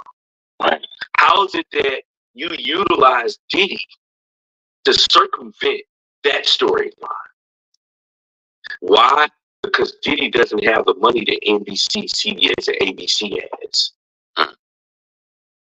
He doesn't have the resources that Disney has. ABC owns Disney, ESPN. Okay, CBS. Look at all the shows Viacom. See, right now, Nickelodeon was in the hot seat. What did they start doing? They started putting clips of Diddy on Nickelodeon. It was one infamous clip that they pulled where he was sitting along poolside, and they came to him, the white guys come to him on how to get the girl or something. That just came out last week. What Mr. Combs has to do is humanize himself with grassroots media entities. And if I ever, I think the fear for having me on the team is that you have so many of these attorneys who say, whoa, if he comes in, he's going to watch what we're doing. He's going to watch the meter. He's going to say, no, that's not the strategy you should be doing right now. The strategy that I was able to do with the Cosbys was say, no, let me hire your attorneys. Right. Let me oversee not only the legal team, I'm overseeing everything. Now, everybody has a hub to report in. Like, no, your job is to go out right now.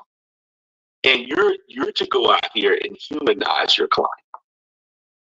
Because right now, your client has been dehumanized, which is my client. Right. So what Mr. Combs has to do, he's no longer Diddy. See, they want to remind people of Diddy. Diddy is the party animal. Yeah. Right. Diddy is the guy that promotes Ciroc. Diddy is the guy that has multiple women and he's all on social media. He's still having children. That's Diddy. You can't be Diddy now. You can't be bad boy. No, you're a bad boy. Remember, we're going to promote him as bad boy. We have to go back to Mr. Combs, Sean Combs. Yeah, that's how he kept saying about Robert. We can't keep saying R. Kelly. We got to go back to who Robert Kelly is. That's what he was saying from the rip. Oh my goodness, he making a lot of sense.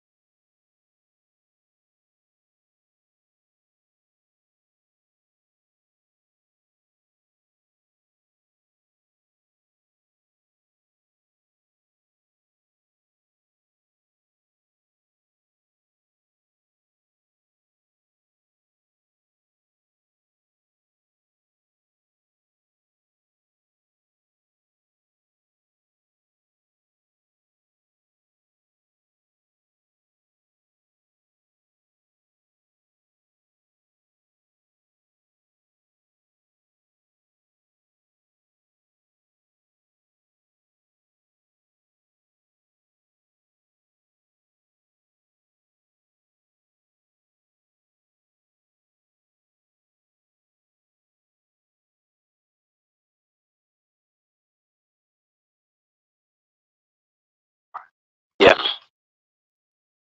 Right now, they have labeled him as like a El Chapo in the sex industry.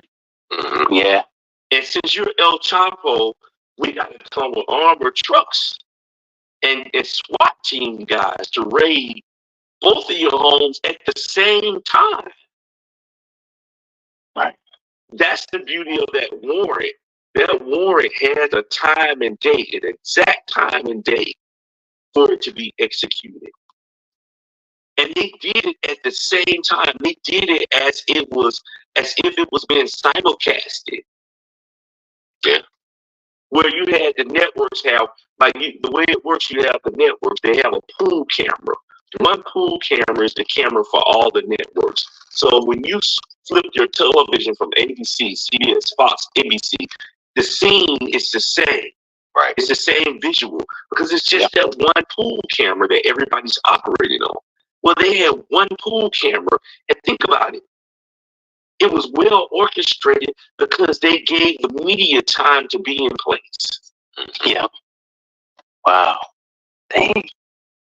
Because when I worked in the news business, they brought in all of these strategists, and they were bringing these psychologists to help us on how to tell a story, how to paint a person negatively, how to make a person look guilty.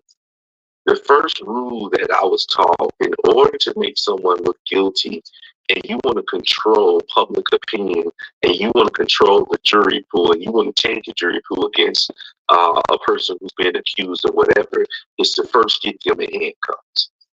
Wow. Because the minute that you see a person in handcuffs, you deem them as being guilty.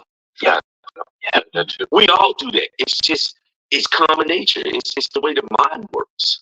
Yeah. The media has the juice to control the mind. It's all about perception.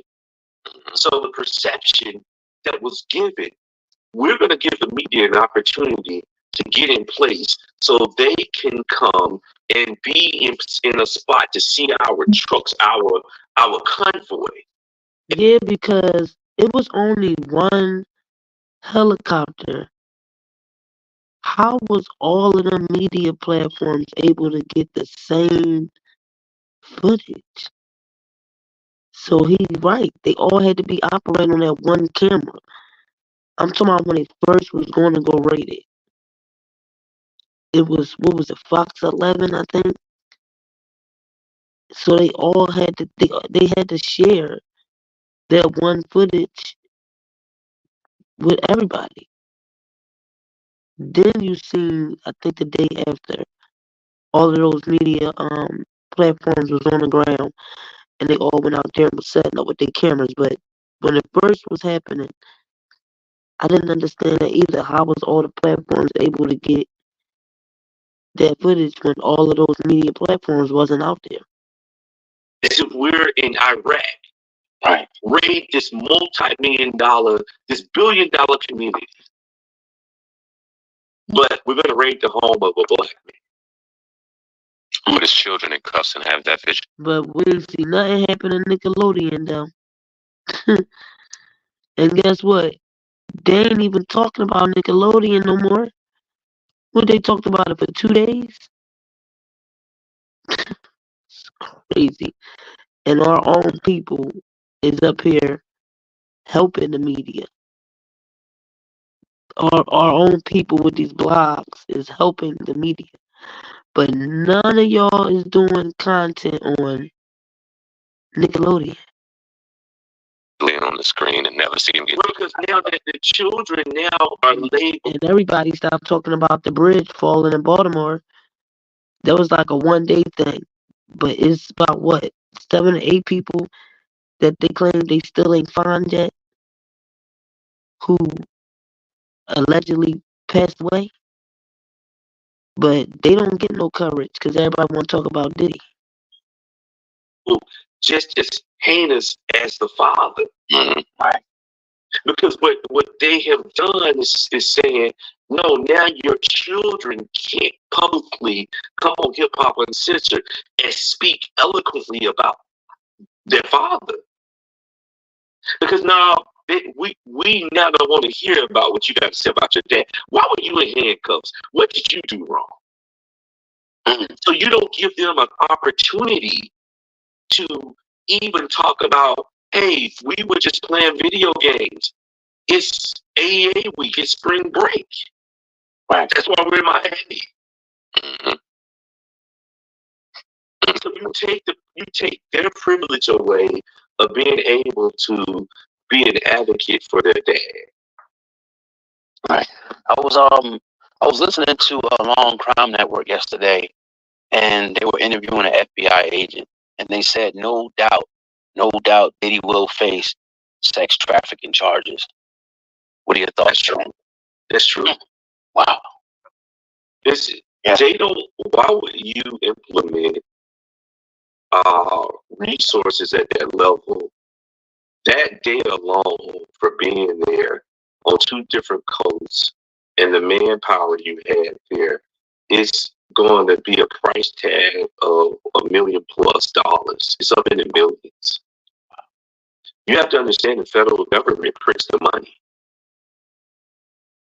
They have unlimited resources. And then this is taxpayer dollars. That's why I kept saying, if they messed up, you know how bad Diddy can sue?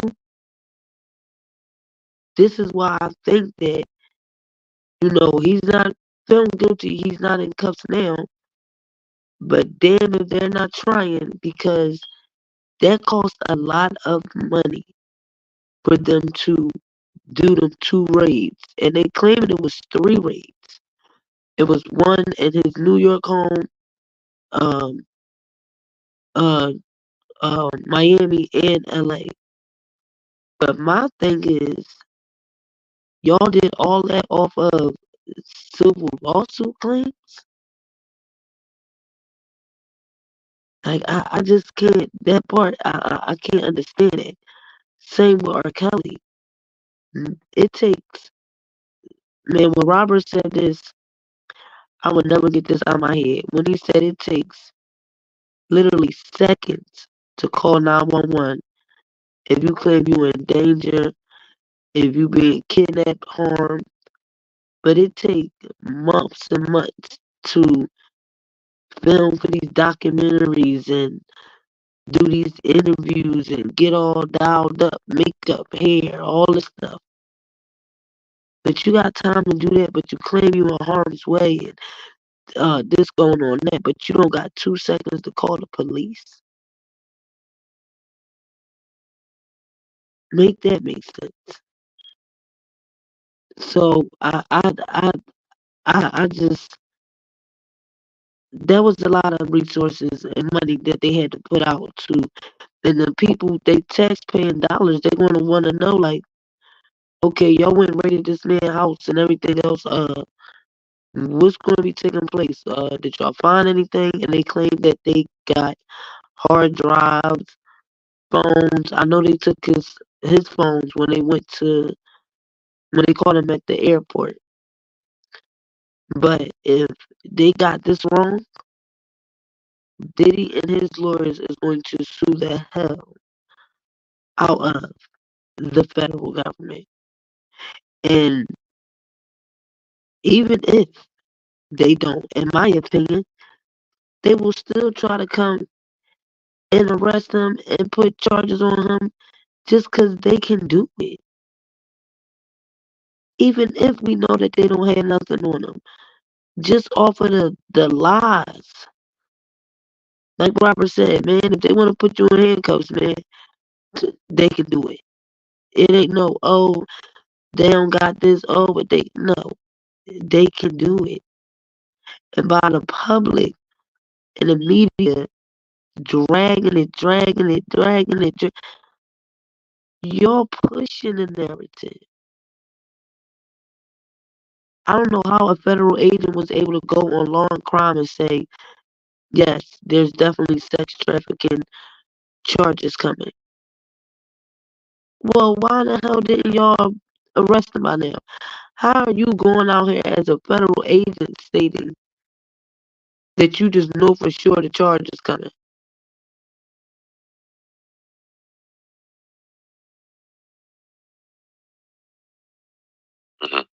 So right now, Homeland Security, their only job is to isolate your way to get resources, financial resources to travel. You're under a watchful eye. Charges have not been filed, but you're under a watchful eye. So now, Mr. Combs' attorneys are probably telling him, you have to stay put. You can't move. When TMZ got a picture of him, what was he walking around Miami Airport by himself? You can't move. You have a yacht. How did they even get that? You have That's another thing. How the hell was TMZ hiding somewhere at the airport that they was able to get a picture that close? How was TMZ, when he was about to board his plane, that they was able to get a picture of the Homeland Security running up on him as he was about to load the plane? How was they able to get the picture of Diddy walking back up, the video of him walking back and forth at the airport? Like, it makes me think, we sure they ain't a part of the feds and Homeland Security? Because that don't make no sense to me. How would they know at that particular time that he was at the airport? A plane. The mistake what a lot of people do, and I understand your agents and your managers, they want you to show what wealth looks like. Because people then say, I want to be like him. It helps elevate your entourage. It elevates your celebrity status when people see those things. If you remember early part of last year, you saw Mr. Combs showing off his black yacht and had his staff. 100 plus people on the deck. Yeah. His plane matched his yacht. Well, what he has to understand, that was the beginning of the setup. Oof. It was no different than Denzel Washington wearing a fur coat. Yeah. The mink coat. Here, the quickest things to get you under watch while an investigation is when you start buying luxury items, cars, jewelry, airplanes, and boats. First off, where did this no-bro get this kind of money from? Mm-hmm. That's how they think. Mm-hmm. That's you know, how did he slip through the cracks? They saw it's the same formula. When before the charges happened against Mr. Cosby, I'll never forget, touring all over the U.S. Summer of 2014, he calls me and says, Andrew, there's some gawker with Newsweek wrote an article trying to compare me, Rkelly, Woody Allen as sexual predators. He said, what do you think about it? I said, it's not going to work. He said, okay, well, they're going to honor me this year for the Johnny Carson Award. It's going to be the first time that they do a Johnny Carson Award. It's going to be something annual. I'm going to be the first one to get the Johnny Carson Award in New York City. I have a new television show coming out by Sony that Sony's producing. It's going to be on NBC. It's going to debut February 15th, February of 2015. Mm-hmm. So shows are selling out. Agents got him booked. They got him moved. Same thing with Diddy. They build you up to destroy you. They let Sean Combs win VMA awards. He comes out with a new album called Love. Right. They give him all the accolades. We're going to give you the Last Supper. They gave him the Last Supper. Now Judas is going to come and kiss you on the cheek. You know, let me. I got to do it. I want to play devil's advocate real quick, right? I got to because I'm. Please do. All things on the table, right? So you have Diddy, and his reputation is okay. Yeah, he may have exhibited some weird homosexual behavior in the past. Nobody can refute that, deny it. We don't know, right? He has done some very shady and unhumane things when it comes to the record industry. A lot of people complain about his managerial practices when it comes to the industry. And now we kind of box all this into this melting pot of him being a sex trafficker. He's done it. There's no way he didn't do it, Andrew. There's no way he didn't do it. This is who he is. Is there a chance or a spec that all of this is true, in your opinion? We went back and forth about this a lot, and we don't know. We just want to give the other side. But in your opinion, watching and seeing what you see, is there any chance that any of this is true? Look, everybody in the Constitution say is that everyone is innocent until proven guilty. Facts. So here we are. We can speculate. I foresee charges being filed against him because you don't put forth that many resources and you don't plan to file charges. You have to always understand that what they learned from Mr. Cosby, they made the mistakes. And it wasn't Mr. Cosby's attorneys that walked him out of that prison. It was his publicist, crisis manager that walked him out.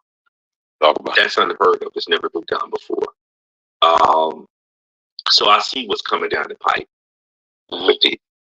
I see that charges are going to be filed. I see that, the FBI and all of these federal agencies are now involved because the FBI job and only role is to isolate you from your friends. Because when they start interviewing your friends, then people don't want to take your calls because they're going to figure that you're recording them, that either you have now taken a deal with the FBI to bring bigger names forward. So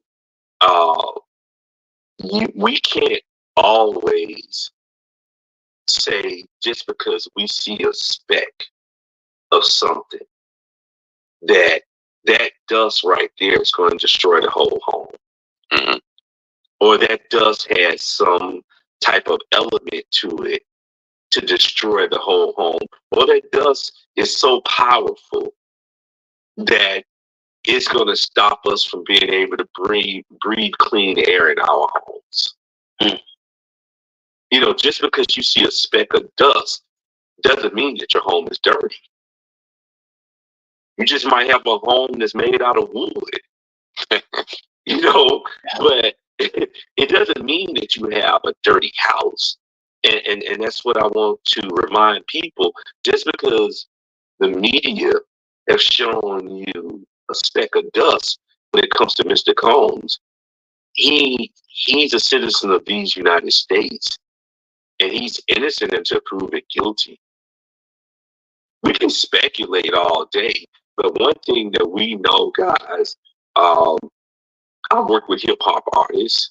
I had the pleasure to work with a number of hip hop artists back in the day, and I had the pleasure to work with Jazzy Faye. We worked on a number of projects together. I used to be in the studio with Jazzy in Atlanta, and all of the animals would pull up in a parking deck. I call the Lamborghinis the animals, and they would pull up in the parking deck, and we were in the studio, and Gucci Mane was next door recording, and all that. So I've been around that. I've seen that, and what I have recognized and understood. Ruben Studdard. Ruben will tell you today, I helped him get him American Idol. I have raised the money for him to go try out for American Idol, one of my best friends. So I understand the industry, and I understand that the music industry is the most heinous industry out of all the branches of the entertainment industry. Yeah, it's the most ruthless out of all the branches of the entertainment industry. And what a lot of artists out here, especially in the hip hop world, do, they're so captivated in all of the luxury that comes with that. Not just the money, not just the cars and the jewelry, not just the women, but all the other luxuries that come with it. How they have to walk around and bring all this attention to themselves. But that's what the managers and the agents of the record and the A&R people, they want that image. They're creating that brand, so when it's time to tear you down, they have the ability to do so because they control you. They created you. You forgot about who you were. You forgot about how you got there. And you have to understand what a lot of people have forgotten about. And I'm going to remind you today, Diddy's best friend who funded him, who was a kingpin out of Virginia, Cory Jacobs, received a presidential pardon from Obama and Eric Holder. Wow. He had 16 life sentences. in federal prison. Google Cory Jacobs. He's living with Diddy now. Diddy kept at least $100 grand on his books when he was in prison. $100 grand or more. It's more to this story. Yeah. Go do the research on Cory Jacobs, who lived with Diddy now. He's one of Diddy's advisors. He went down. He was the one that funded Bad Boy. They all went to middle school and high school together.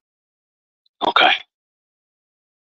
And Google Cory Jacobs and Obama. Obama gave him a party. Yep. He was the kingpin.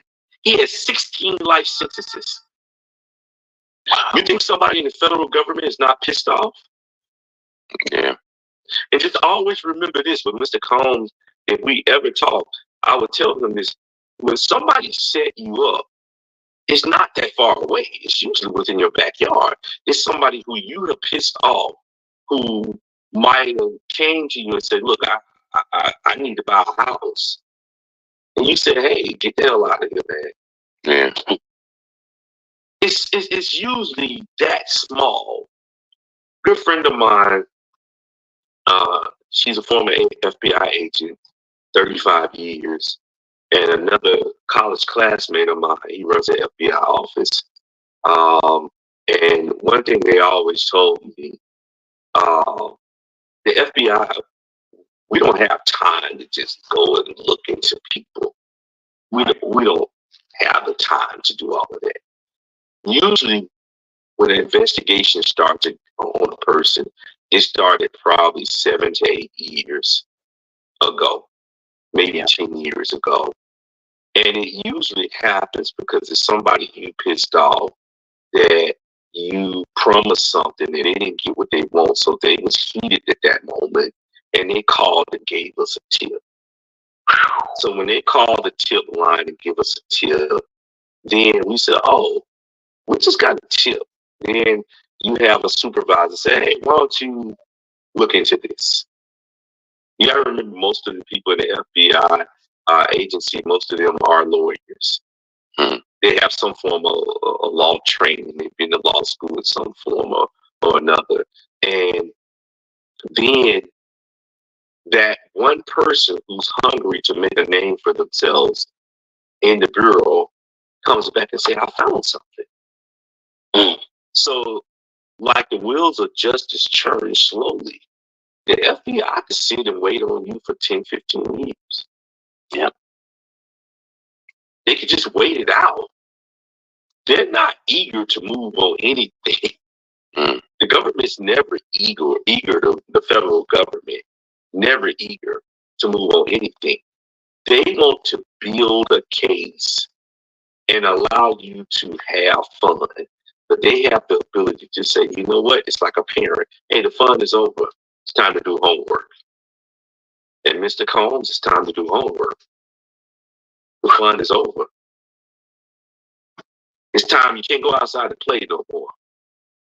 You can't be out playing. You can't enjoy life no more. We've taken that away. We've given you enough years to have fun.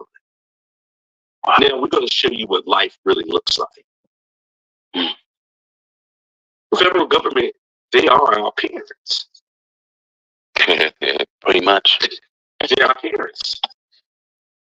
So you're never an adult. Right. You have to pay your property taxes. You have to pay your taxes. You never become a full-grown adult as long as you have the federal government hovering over you. Right. So what Mr. Combs has to do now is start reaching out to a hip-hop uncensored, and he has to come to a place where people look like him. I never forget having a conversation